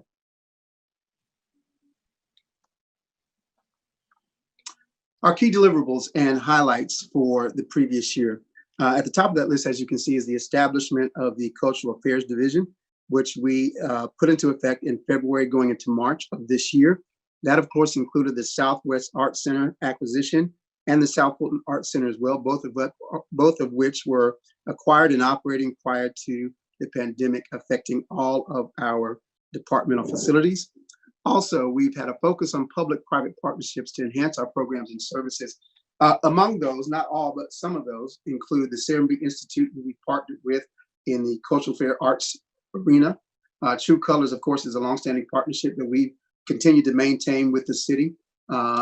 Marquis Christian Baseball Association, and our South Fulton Miracle League, just to name a few. We've also established 5 citywide community events over the past year. We did a haunted house at the Burdett Recreation Center this past fall in the Halloween timeframe. We also had a fall festival that was very successful. We had a citywide holiday extravaganza at the South Fulton Tennis Center, and we conducted a hot cocoa and jazz, actually our second one, at Welcome All Park earlier this year in January. And then we had a virtual Juneteenth celebration just this past June.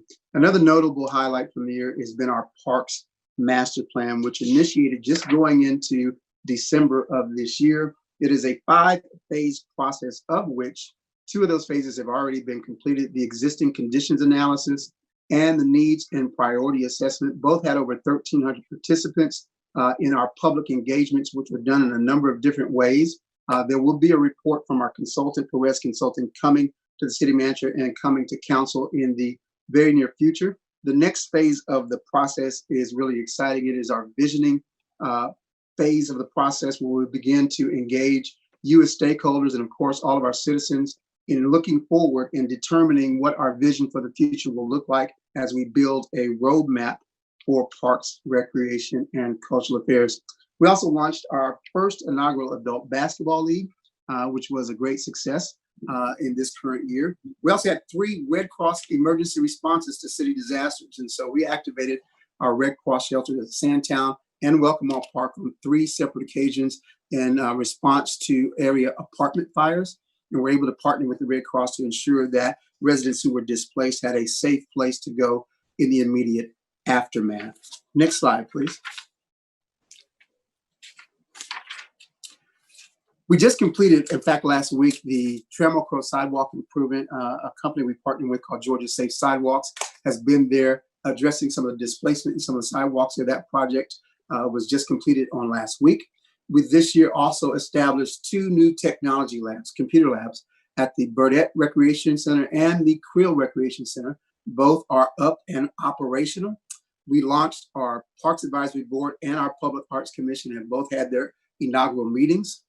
And we've also supported, along with other departments in the city, a number of COVID-19 community events. We've had a number of food giveaways. In fact, I believe we're up to 10, and we've given out in partnership with Councilwoman Willis, who kind of championed this cause. We've given out, I believe, over 200,000 pounds of food in those events to residents in the city of South Fulton. We've done 2 pet food giveaways in recent months as well. And we've done a number of on-site COVID-19 testing, with more of those scheduled to come in the very near future. We initiated the reconstruction of the South Fulton tennis courts, which is ongoing and progressing well. We hosted earlier this year Venus Williams and a mini tennis clinic when she stopped by the South Fulton Tennis Center and worked with a lot of our young tennis students at that center. We've also, and this is not on the slide, but we also installed in partnership with Councilwoman Gums, 7 tiny libraries across various parks in our park system that are open and available. Next slide, please. COVID-19 has affected all of us, and that is particularly true for Parks, Recreation, and Cultural Affairs because we are a forward-facing citizen interaction department on a daily basis. And so when sheltering in place orders required us to close our facilities in the interest of public health, we had to quickly begin to pivot and figure out how we could continue to service and connect with our communities and continue to make a positive impact, even though we couldn't gather people in any significant numbers. That led to the creation of our virtual recreation program. We have done a remarkable job over the last several months in pivoting into a virtual environment. Here you see a list of the numbers of various programs that we have put into place that are still ongoing on a daily basis. We have had over 119 posts on our social media outlets, over 4,000 views. And so it has been a very successful effort for us. And we currently have over 600 followers on our social media platforms that are engaging in the various virtual recreation programs that we're offering. It's a growth area for us, and it's part of what people frequently keep referring to as the new normal. And so we are investing in making sure that we are able to connect even when we're unable to gather. Next slide, please.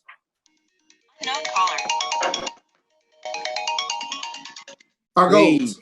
Please, unmute your phones, turn them off, whatever. Go ahead, Mr. Phillips. Our goals. We want to enhance, diversify, and add additional recreation and cultural programs. Programming is always an ongoing development. We are constantly looking for ways, and the virtual programming I just spoke about is a good example of that we can better connect, provide more options, connect to different portions of our community that may be underserved. And so that's always an ongoing goal for us. I mentioned expanding virtual programming options. Virtual programming is going to be an option for us going forward, even as we hopefully move into further phases of reopening. I think for a lot of our families and a lot of our citizens, they find those virtual options very convenient. So we'll continue to maintain those even as we hopefully get through this pandemic and are able to do traditional programming as well. We have a number of URA improvements that we are in process with now. I'll speak more about that in an upcoming slide. We have the Juneteenth citywide holiday celebration. That, as you may recall in the resolution that was voted on by council, was funded at $150,000 with a directive to staff to defray or offset those costs as much as possible with sponsorships and donations. So we will mount a very aggressive and proactive sponsorship and donation effort, but it was funded at $150,000, and we'll need to identify that funding in the current budget as we work to offset those costs with donations and sponsorships. We are, again, developing our Parks Master Plan. We, as I mentioned earlier, are moving into phase 3 of the 5-phase process. And so that will be an ongoing effort on the part of our department and our designated consulting, Perez Consulting. Also, at this juncture, we are preparing to acquire and operate the Wolf Creek Amphitheater. So there are 2 aspects to that. One is the acquisition, which I'll speak to momentarily, and the operating budget, which you will see in just a few moments as we move forward to future slides. Now, the acquisition of the Wolf Creek Amphitheater was discussed a number of times as we were acquiring the Cultural Affairs Division or standing up our Cultural Affairs Division. It is my understanding that there was $1.2 million in contingency funds that were designated for the acquisition of the facility and the surrounding acreage that goes along with the Wolf Creek Amphitheater. I will defer to Mr. Malazzi at this point to kind of speak to the acquisition funding.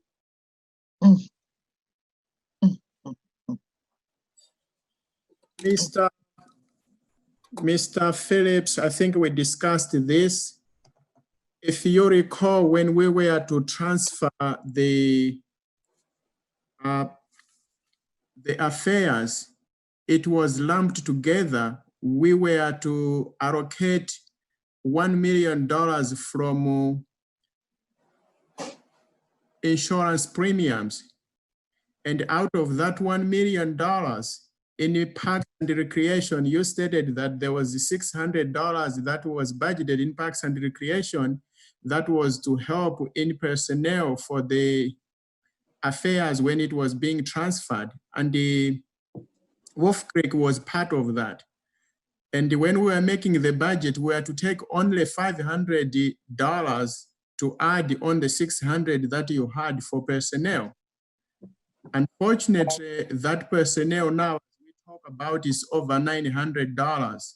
If you look in any of the budget amendment that was allocated on the extra revenues that for insurance premiums was one for all those projects.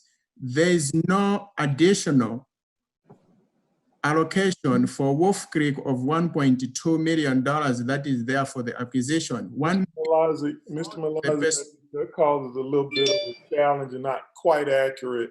When we received the additional franchise fees funds back in November of 2019, we had a special budget amendment came before council, and I think you identified the $1.2 million in those additional funds that went over and above what we were budgeted. And so you acknowledge those on the revenue side, and on your expenditure side, you actually allocated those funds to the acquisition of Wolf Creek. About a week or so, I forwarded you the email correspondence from both you and Ms. Robinson in coordination with the clerk. So it might be good to go back and look at those documents, because that's what funded the acquisition of Wolf Creek. Further, in our Parks and Recreation deliberations, where we looked at when we talked about it during the recordings, that was verified, and you guys were to come up with a resolution for where those funds actually went, and ensuring that the acquisition of Wolf Creek remains in place. Probably not an appropriate time for us to discuss that during this time, but I think it's a fair expectation that if those funds were allocated during a budget amendment, that they remain intact throughout this process. And so I think there's a fair expectations of Parks, the administration, and the council that those funds would remain intact and be identified. So what makes the problem is that when you have expectation that finance has put money somewhere else where it was not in the budget amendment, it looks like finance is doing something that no one knows. Finance doesn't allocate money and keep money somewhere else. The first time we had the Wolf Creek by itself was included in the initial capital budget by Parks and Recreation of $1.8 million. When we discontinued the capital projects to be funded by URA, as you remember, during URA balancing, $1.8 million was slashed out. I remember Dr. Rao says, let's remove it now because we don't expect it to happen so quickly. It was reduced from $1.8 million to $8,500, and it's still in URA. So there is no allocation, separate allocation for Wolf Creek that went through budget amendment that I can remember.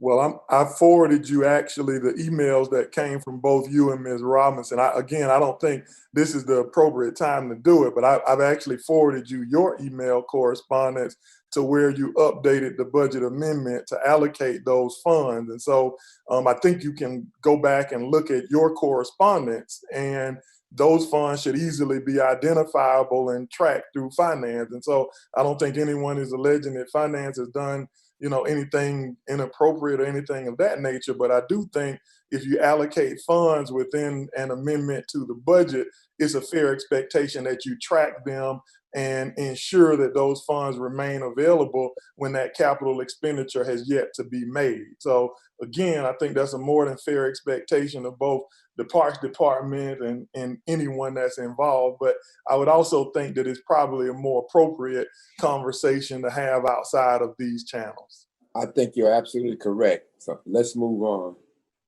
The next bullet point on this particular slide refers to youth athletics service delivery model. We've had a number of conversations about that over the last several years, and as is the case with much of what we do in our department, this pandemic, of course, has had a significant impact. We postponed our fall youth football season out of public health concerns, and this has given us the opportunity in this budget to take a long, hard look at the best service delivery model for youth athletics, and we will be bringing forward to the city manager for review our plan for doing that in this budget. We partnered with CDRA, and Ms. Reed mentioned this earlier, at the direction and inspiration of our city manager on the South Fulton Grows Initiative, which was a tremendous success. Our Deputy Director, Chapin Payne, was one of the key staff members helping to organize that effort, where over 200 grow boxes were distributed. And lastly, we are in the process of initiating an e-sports program. Most of you are probably aware that there's a lot of interest among youth in our community, particularly teenagers, for things like Fortnite, NBA 2K, PlayStation, Xbox. And so we want to take advantage of that interest and build an esports program. There are examples of this all over the country that have been highly successful. It also plays well into our current situation as it relates to social distancing and online opportunities. So we want to tap into an area that we know youth are already interested in and build a department effort to help play into that and provide more resources for youth and families in our community. Next slide, please. Here you will see our budget. We have 3 divisional budgets in Park, Recreation, and Cultural Affairs. The first one is our Parks and Recreation budget, to be followed by Cultural Affairs, and then lastly, our Wolf Creek operational budget. We have made a concerted effort to make sure that we can operate at a high level of service, factoring in that we did have budget reductions as a result of the pandemic. And we've done everything we can to try to mitigate the impact to services in that regard. As you can see, this is the budget, which is just slightly over $1 million in operating for Parks and Recreation. Impacts would be to things like capacity of programs. And by that, I mean our budget reduction did impact some of our seasonal staffing and things of that nature. The impact of that would be that things like summer camp, arts classes, things of that nature may be sized differently. The capacity may not be as large as it was before the pandemic, due to some of the budget reduction impacts. Next slide, please.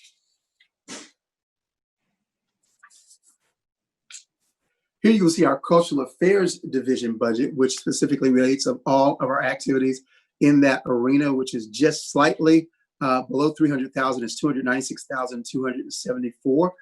Again, we think we can be impactful with this budget. The impacts here were primarily to instructor services. As most of you probably are aware, we use a number of instructors that we have instructor services contracts with. This budget does not have the same amount of funding for those instructor services. That would have some impact to the number of classes that we can offer. However, we will offer classes, arts classes, with our existing staff in cultural affairs. And so those classes will continue, but the menu may have some changes based on our budget impact. Next slide, please. This is our operating budget for Wolf Creek, which is our initial operating budget. It is just at $488,845. We've had the opportunity to have a couple of discussions with the county staff that operated the most recent season at Wolf Creek. Been able to pull some examples from other amphitheaters in the area. Generally speaking, our operating budget, we believe, will operate in the black for this inaugural year. We've looked at and tried to factor in the fact that COVID-19 is a variable and will impact something like an amphitheater operations, as we have to wait to see what the impact of this will be as we move further into the FY21 fiscal year. We believe that This budget will allow us, based on our projected revenues, to operate the facility in black with approximately 15 events and concerts, virus conditions permitting, over the course of the fiscal year 21. Next slide, please. URA improvements. I referenced a little earlier, the tennis court restructuring is ongoing as we speak. There are a number, and this is not a comprehensive list, just a few that I highlighted here in our presentation. We have HVAC installations at both the Burdette Recreation Center and the Sandtown Recreation Center. This is specifically for the gymnasium spaces, neither of which are air conditioned, that are in the URA budget. We are partnering closely, as all departments are, with General Services and Mr. Valenzuela as we move forward on some of the large scale improvements. We have furniture upgrades. We are currently seeking bids on furniture upgrades at multiple recreation centers. Same is true with weight and cardio equipment, specifically at Welcome All Park and at Cliftondale as well.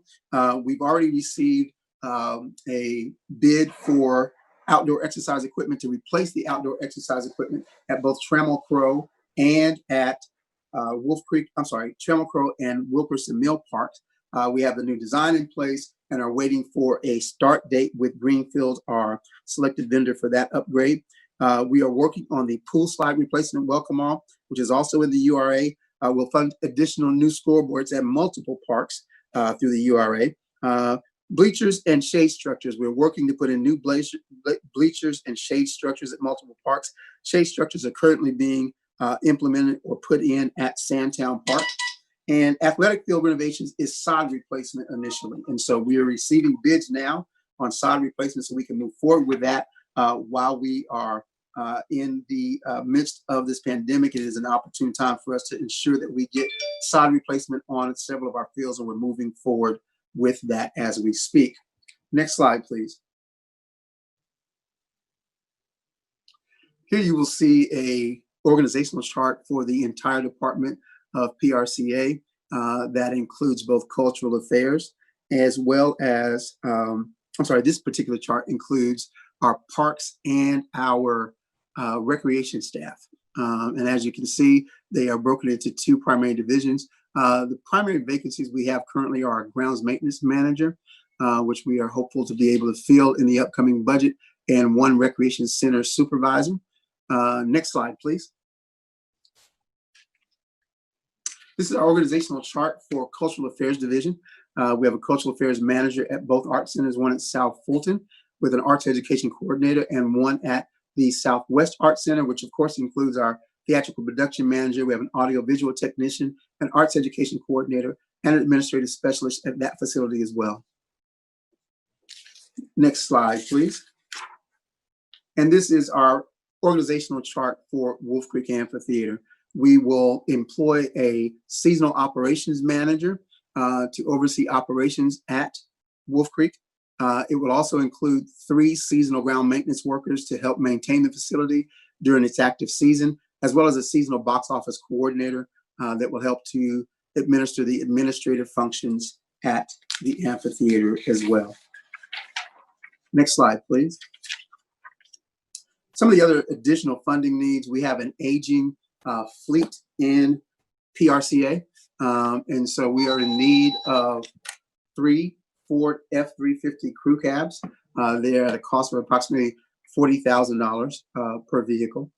2 Ford Focus vehicles for staff usage, and 2 15-passenger vans for our program usage as well. We're also proposing an outdoor theater system that would have multiple uses for us at a cost of $60,000. And with that, that concludes my presentation, and I am available for any questions that you may have. Thank you, Mr. Phillips. Chair acknowledges Ms. Willis. Hi, Mr. Phillips. Thank you for your presentation. Yes, ma'am. I want clarification on one thing, the Juneteenth holiday. Yes, ma'am. On a contention, and that holiday passed unanimously. And one of the reasons that it passed unanimously is because it was revenue neutral. And so what I heard you say is that you're going to try to offset that cost as much as possible, and it's in the budget. It should not be in your budget. because we voted, and if you go back and look at when we voted on that legislation and also read the legislation, it's supposed to be funded by sponsors. So I did follow your suggestion. I went and pulled both the minutes and the actual resolution itself. It was from the June 23rd regular council meeting agenda. It was item number 14. You're exactly correct. It did pass unanimously. There was an amendment to the motion, and it reads verbatim as follows. A motion was made to approve amending city holiday Juneteenth with amendments to reduce the budget from $250,000 to $150,000, to seek corporate sponsorships and donations to offset the $150,000 cost, and for the communications department to develop a press release. And so that was directly from the minutes. We will aggressively and proactively pursue donations and sponsorships, as we will at Wolf Creek Amphitheater as well. The reading of what I just read from the minutes says that the budget was reduced from $250,000 to $150,000, and that the sponsorships and donations were to offset that cost. And so that's why I mentioned it in the presentation, to make sure that there was a consensus around what that amendment was. Right. And so if you don't get sponsors, then you just don't have the money. It shouldn't be coming out of our operation budget. Council member, for clarification, I think that you would still, so I think, are you saying that if there shouldn't be a line item to cover those expenses, and then the revenues that the staff raises, reducing it is your opinion, and I'm assuming the opinion of the full council, is that there should be no funds allocated, and whatever funds are raised effectively becomes the budget for Juneteenth? That's what I understood. That was the understanding. It's revenue neutral. That's not. It should. If you go back and look at that whole scenario, look at the. That's not what it is. It's. Excuse me. Somebody. Go ahead, Go ahead, Okay. It's revenue neutral. It should not be any funding coming from our operation budget. It should be all funding for that holiday. The $150,000 is supposed to come from corporate sponsors. Well, it's supposed to come from sponsors, not from the city, not from the taxpayers. It's supposed to come from sponsors. So if that is the consensus, we will move forward under that understanding. But well, actually, can I pull the resolution? Because I don't think it's necessarily a consensus more than it's a matter of looking at what the resolution states. Yeah, and I think when we look at the resolution, Madam Attorney, is that our understanding is that the funds are supposed to our understanding is that this Excuse me, let Mr. the manager complete his sentence. And trust me, we are 100% fine in operating that way. But I think the interpretation, and again, we didn't get any further interpretation from it, but when going through the budget process, it looked, in effect, it becomes an unfunded mandate that requires staff to raise funding to be able to implement such. But our interpretation, which could be completely wrong, was that there needed to be $150,000 allocated to it, and then for every dollar raised, that burden on the city's general fund is reduced. But hearing from the council, or at least from you right now, and I think we'll get clarification from the city attorney, it is in effect a directive to raise the funds in collaboration with whoever, inclusive but not limited to corporate sponsors, the community, the council, whoever else, to raise the money to be able to implement it. And then there is no burden on the general fund.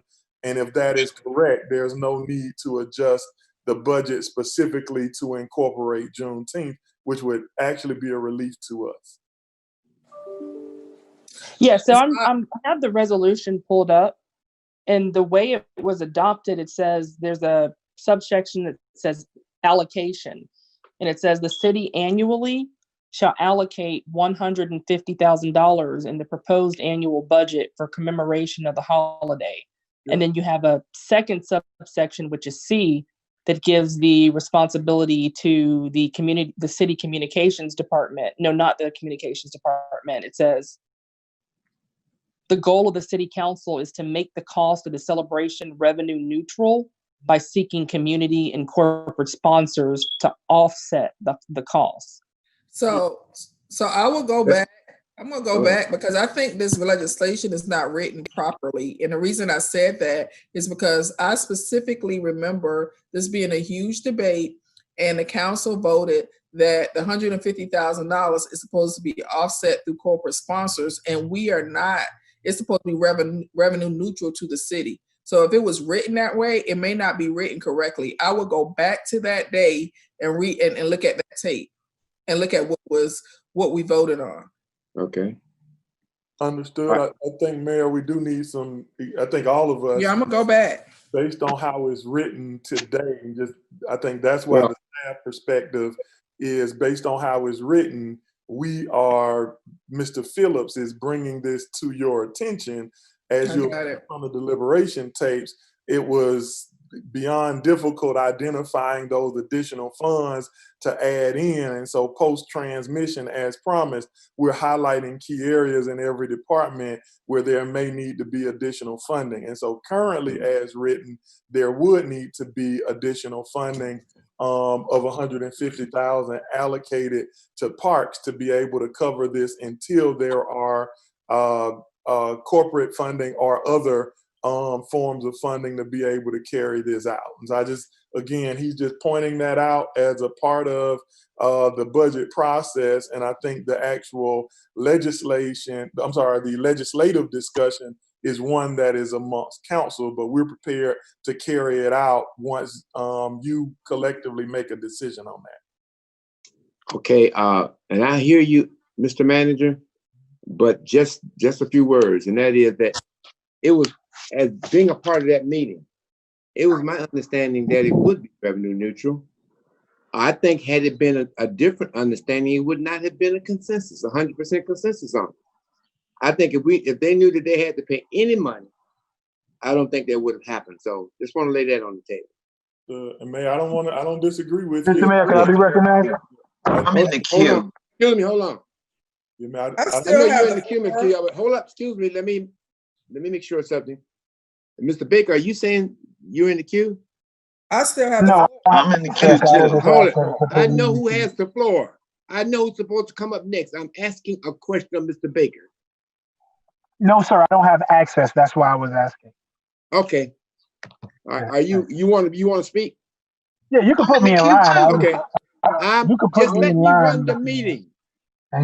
I know who's in the queue. Now, Mr. Khalid, go ahead. You still have the floor.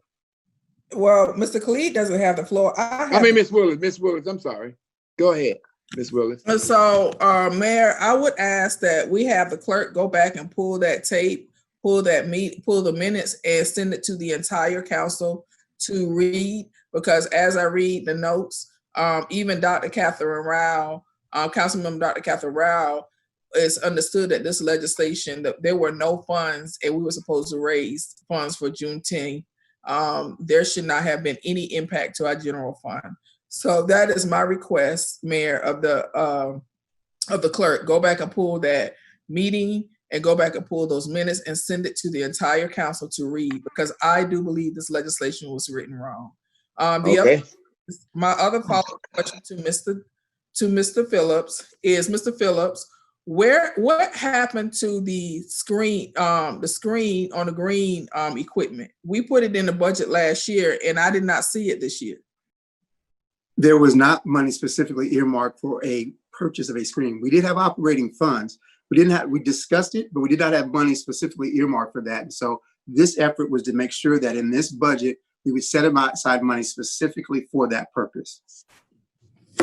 Mr. Phillips, we discussed that in detail at the last budget, because several of us were spending $700 and $800 to rent screens for movies. And we asked you to put that in the budget last year, and we were told it was put in the budget. So all of the capital expenses, capital purchases, and everything was moved into the URA. So I didn't have a separate capital budget to go out and purchase things separately from that.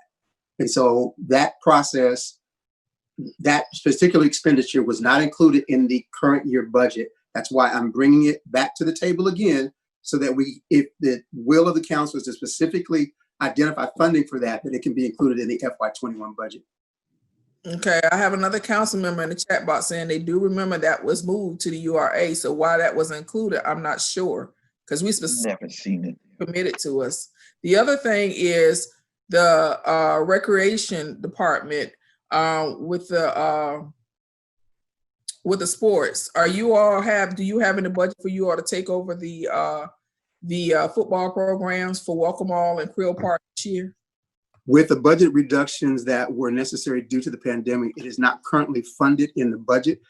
We have a plan to do so and would have to revisit that at the mid-year budget based on the pandemic conditions. We're not clear at this point when we would even be able to gather hundreds of kids in a park under public health conditions. And so we definitely have a plan in place to do so, but it would require us to revisit that at the mid-year budget if pandemic and public health conditions allow us to move back into that space. Okay, Ms.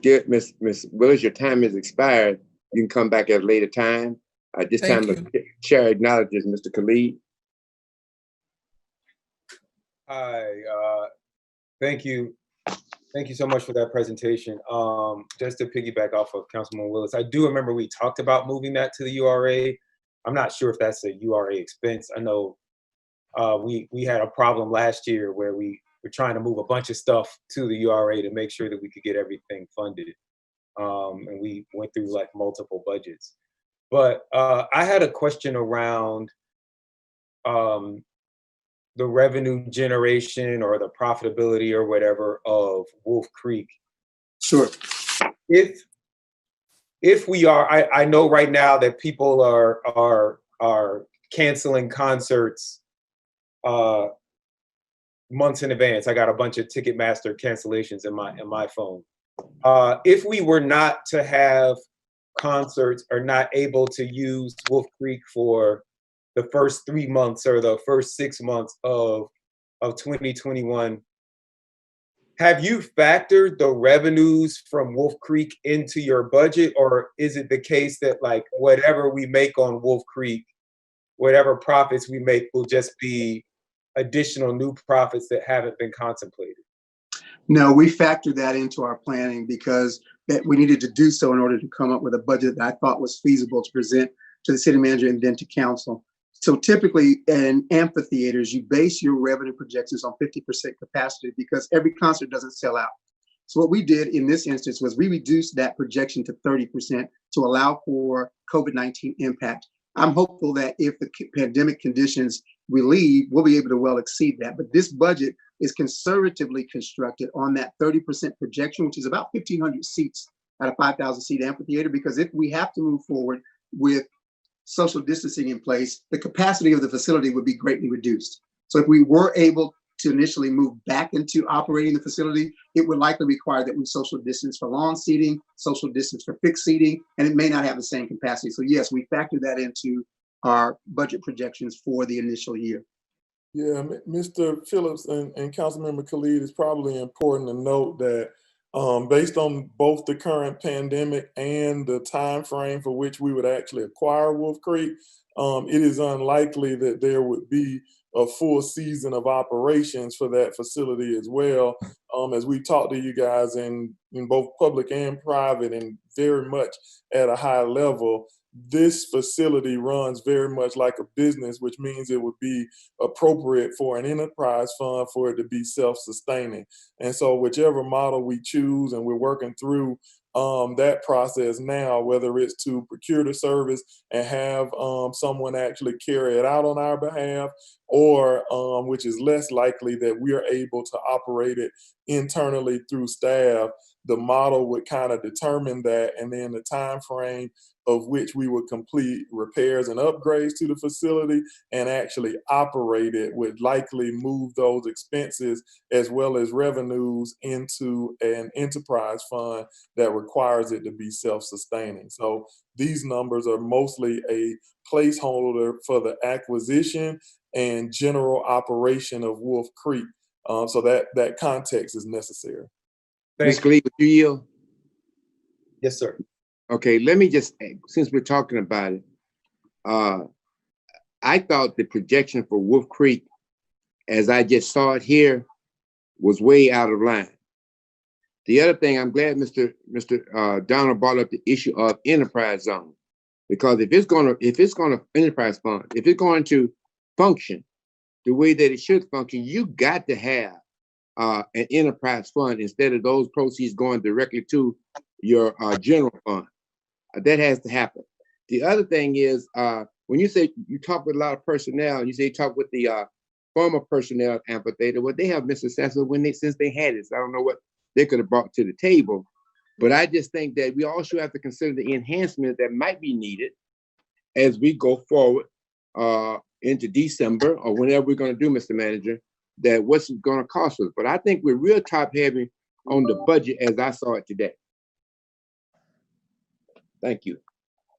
Thank you so much, Mr. Mayor. That was just my concern, was that the cost of running and maintaining and keeping up and upgrading the facility, because we know that it needs some upgrades, that we were going to be able to generate enough revenue in 2021 to make sure that it pays for itself. But it sounds like, Mr. Phillips, you've done some conservative estimates, and thank you so much for your diligence in that area.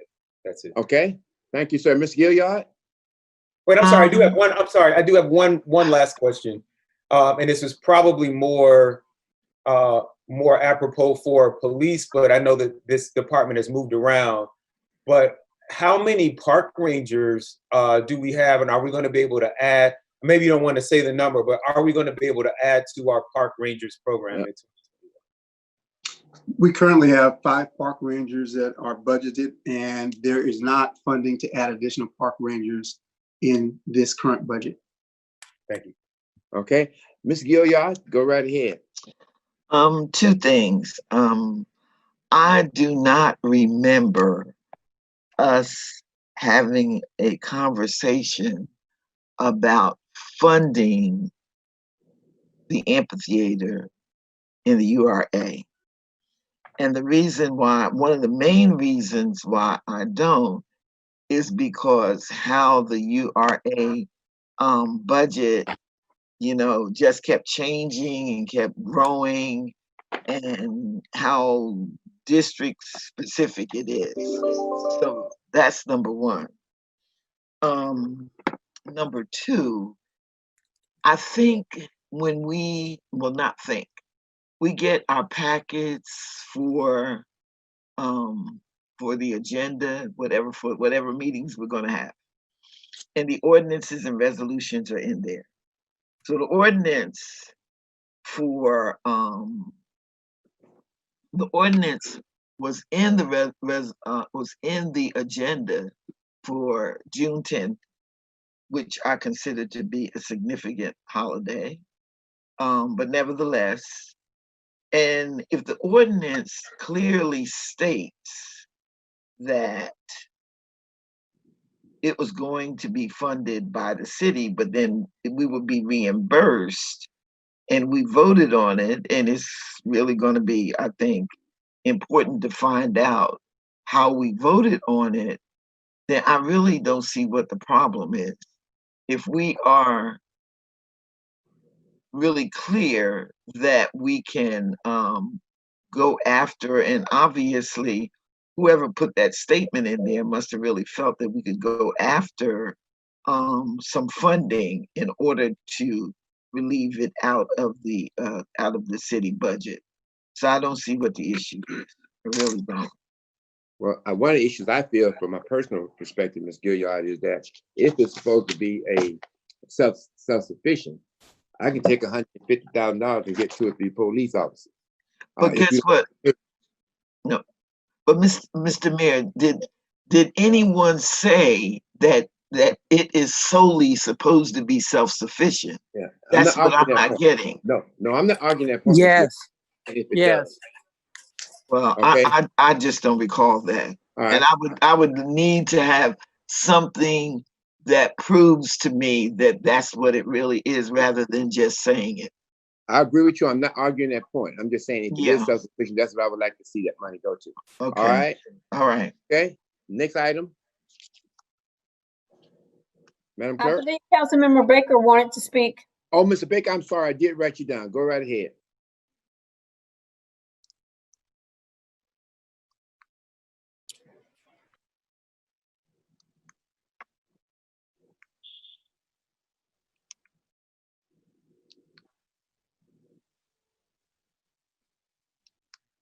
Councilmember Baker?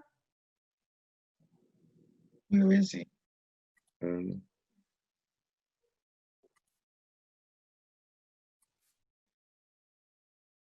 Well, we can't get him.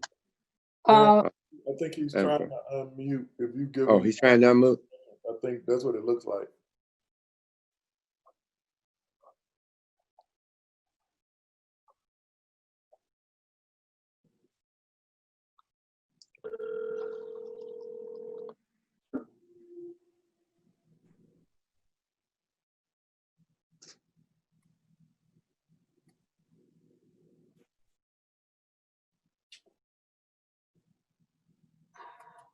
I believe Councilmember Baker has been dropped from the call, Okay.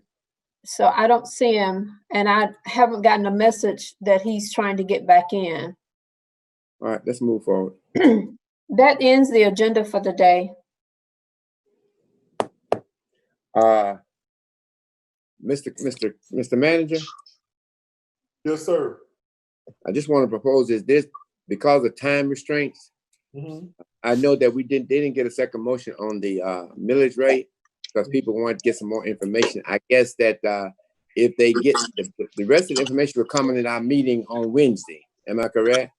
So Wednesday is, from the staff perspective, I believe we have 4 additional presentations, including the manager's office and 3 managers' office and 3 departments. I believe the clerk's office is during that time as well. And then you have additional meetings specifically related to the budget calendar.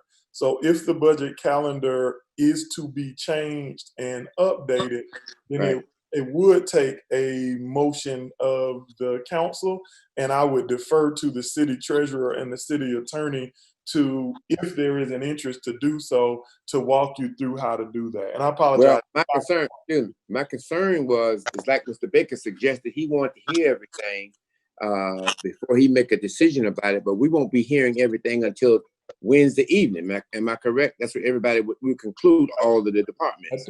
I think it's during the day is when you have the departmental presentations. Right. And the first hearing of the millage rate is also scheduled for Wednesday. But again, I would defer to the clerk's office. I don't have that schedule in front of me, and they would, the record holders for the city would be more appropriate to give that information. Well, Madam Clerk, let me hear from you, and then I want to hear from Mr. Malazzi. Okay. Mayor, if I could be in the queue when you're done. What was that? I just wanted to be in the queue when they were done. Okay, I got you. And Councilmember Baker is back on with us also. Okay, so on Wednesday we have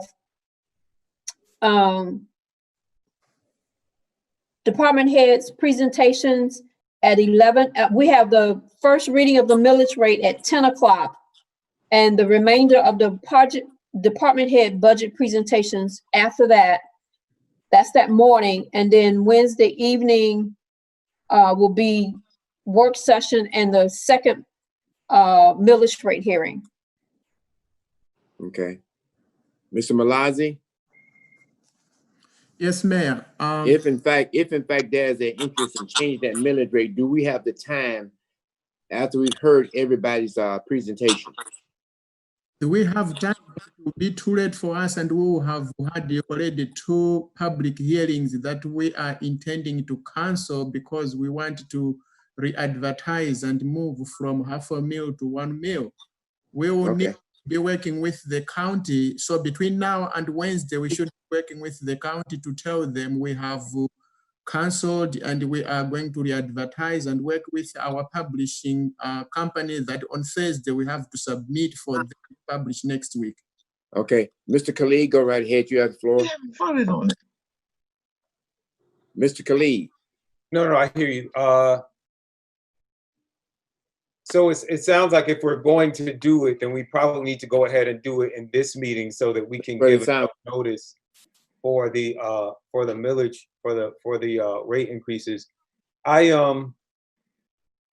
You're the most experienced member of our council, Mr. Mayor. Is it your opinion that we should go after this increased millage rate? And if so, what is the amount that you think that we should? Wait a minute. I think, Mr. Khalid, to be honest with you, I think we should go for the 1 mil. If not, we leave $1.5 million on the table that we could use to do something else, with the consideration that in the following year, if we want to reduce the millage rate back to where it was, we could. Okay, yeah. So, I mean, if it's your suggestion that we should go for the 13.399, I will second Councilwoman Willis's motion if she wants to make it again. Ms. Willis, you want to make a motion? Yes, I think it wasn't it 13.88. 13.399 mils. Okay, I'm sorry. So I moved that we increase the mill rate to 13.399 mils. And Councilwoman Willis, can you clarify that the resolution is to re-advertise for that increase for purposes of voting on it in the future? Because you can't increase it during the meeting, but you can instruct staff to re-advertise that it can come back up for consideration and vote. Just do that, Ms. Willis. I will restate my motion. I move for staff to re-advertise the mill rate to increase the mill rate to 13.399. Is that correct? Is that how you want me to restate it? Yes, that's correct. Okay. It's been properly moved and second. Question? Hearing none, let's vote. But I just want to, I just have a quick email us. I just want to make sure that what we need. Can you? Hold up, Miss. You got a question, Mr. Khalid? This was just a comment. I'm second. I just wanted to be clear for the record. I'm seconding the advertisement. I'm not. Right. I'm not. I just want my voters to know, the people who are lighting up the YouTube right now. I'm not voting to raise it to that amount. I'm just voting to have the discussion and hear presentations about why we might. Okay. That's kind of. So you're not seconding her motion then? I am seconding. I'm seconding the advertising. Yes. Okay. All right. Let's vote, Madam Clerk. Councilmember Rao. Yes. Councilmember Gomes. Yes. Councilmember Willis. Yes. Councilmember Gilliard. No. Councilmember Reeves. Aye. Councilmember Khalid. Yes. Councilmember Baker. Councilmember Baker. He's still muted. Aye. Okay. Motion passes. Okay. Mr. Baker? Yes, sir. You have the floor, sir. I think you've moved on from what I was speaking on. Well, yes, we did, but I'm giving you the opportunity because we had technical difficulties, so I'm giving you the opportunity. Well, my comment was regarding Parks and Rec, the budget, and Juneteenth. I heard you say what you thought the vote was. I heard Councilwoman Willis say what she thought she was voting on. And I feel like I have an understanding of what I voted on. And it's the same thing that, it's the same understanding that the director, Tony Phillips, read, as well as what our city attorney read. So I don't know. I mean, it's okay. I know that she requested that our clerk send it out to us, but I don't want to belabor the conversation. I know what I voted on, and I am still behind what I voted on. Okay. And that's it. Yeah. All right. Thank you so much. So hold on, Mr. Mayor. And I just wanted to say, just for the record, that the legislation I'm also a co-sponsor on, it wasn't written incorrectly. The intention was written properly. I recall changing that number from $100,000 more than what was initially intended. Councilman Khalid actually did that at the meeting, I believe. So that number was always intended to be that. So it wasn't written wrong. If someone voted and they weren't in agreement, then, that's a different of opinion. Yes, sir. All right, I'll entertain a motion to adjourn. Well, Mayor, just for record's sake, we are canceling the 2 millage rate hearings that are scheduled for Wednesday, August the 12th. Is that correct? Mr. Malazi, you want to answer that? All advertised council public hearing tax increase will be cancelled. We are going to re-advertise. And in our new advertisement, our rate will move from the advertised 12.899 mils to proposed or recommended 13.399 mils, from where we will be having our next public hearings based on 13.399 mils. So is that a yes, that the meetings on Wednesday are canceled?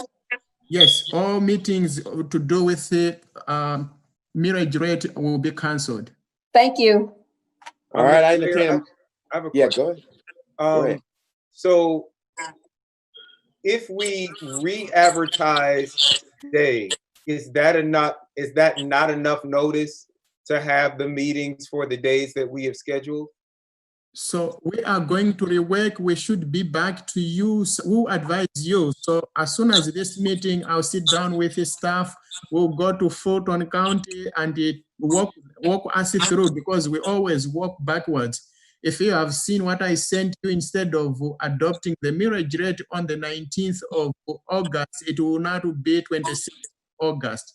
So we will be walking backwards. So our calendar of millage rate increase public hearings will be changed. And Mr. Khalid, I'll have a conversation with Mr. Ferdinand also. Thank you. Councilmember Khalid, since we have to advertise a new date, we cannot have the public hearings on the 12th. Yeah.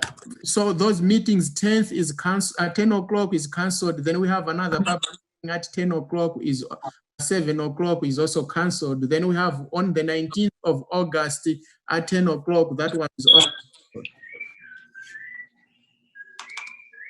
Okay. If any of our rearrangement will include the 19th, then that's that, but it will be a new advertisement at all. All right. Mr. Mayor, it may be good to clarify that the actual department budget presentations remain intact. Right. Meetings, at 11 o'clock. Absolutely, Mr. Manager, you're absolutely correct. They still, yeah, the final department presentations are intact. Go ahead. Who am I speaking? Mr. Mayor, I just will ask you if you could remind the clerk to send the link for that council meeting and also the minutes from the Juneteenth vote. I got it. He's got it. Right. To the entire. I'll entertain a motion to adjourn. I move that we adjourn. Second. Properly moved to second. In discussion. Hearing none, this meeting is adjourned. But we got to vote. You got to vote. Yeah. Councilmember Rao. Rao. Councilmember Gumbs. Yes. Councilmember Willard. Yes. Councilmember Gilliard. You hear me? You hear me? I hear you now. Okay, yes. Okay. Councilmember Reeves. Aye. Councilmember Khalid. Yes. Councilmember Baker. Aye. Motion passes. And I said aye as well. I don't know. Yes. I got you. I got you. Meeting adjourned. Have a good evening. South Fulton forever. Whatever. All right, watch yourself.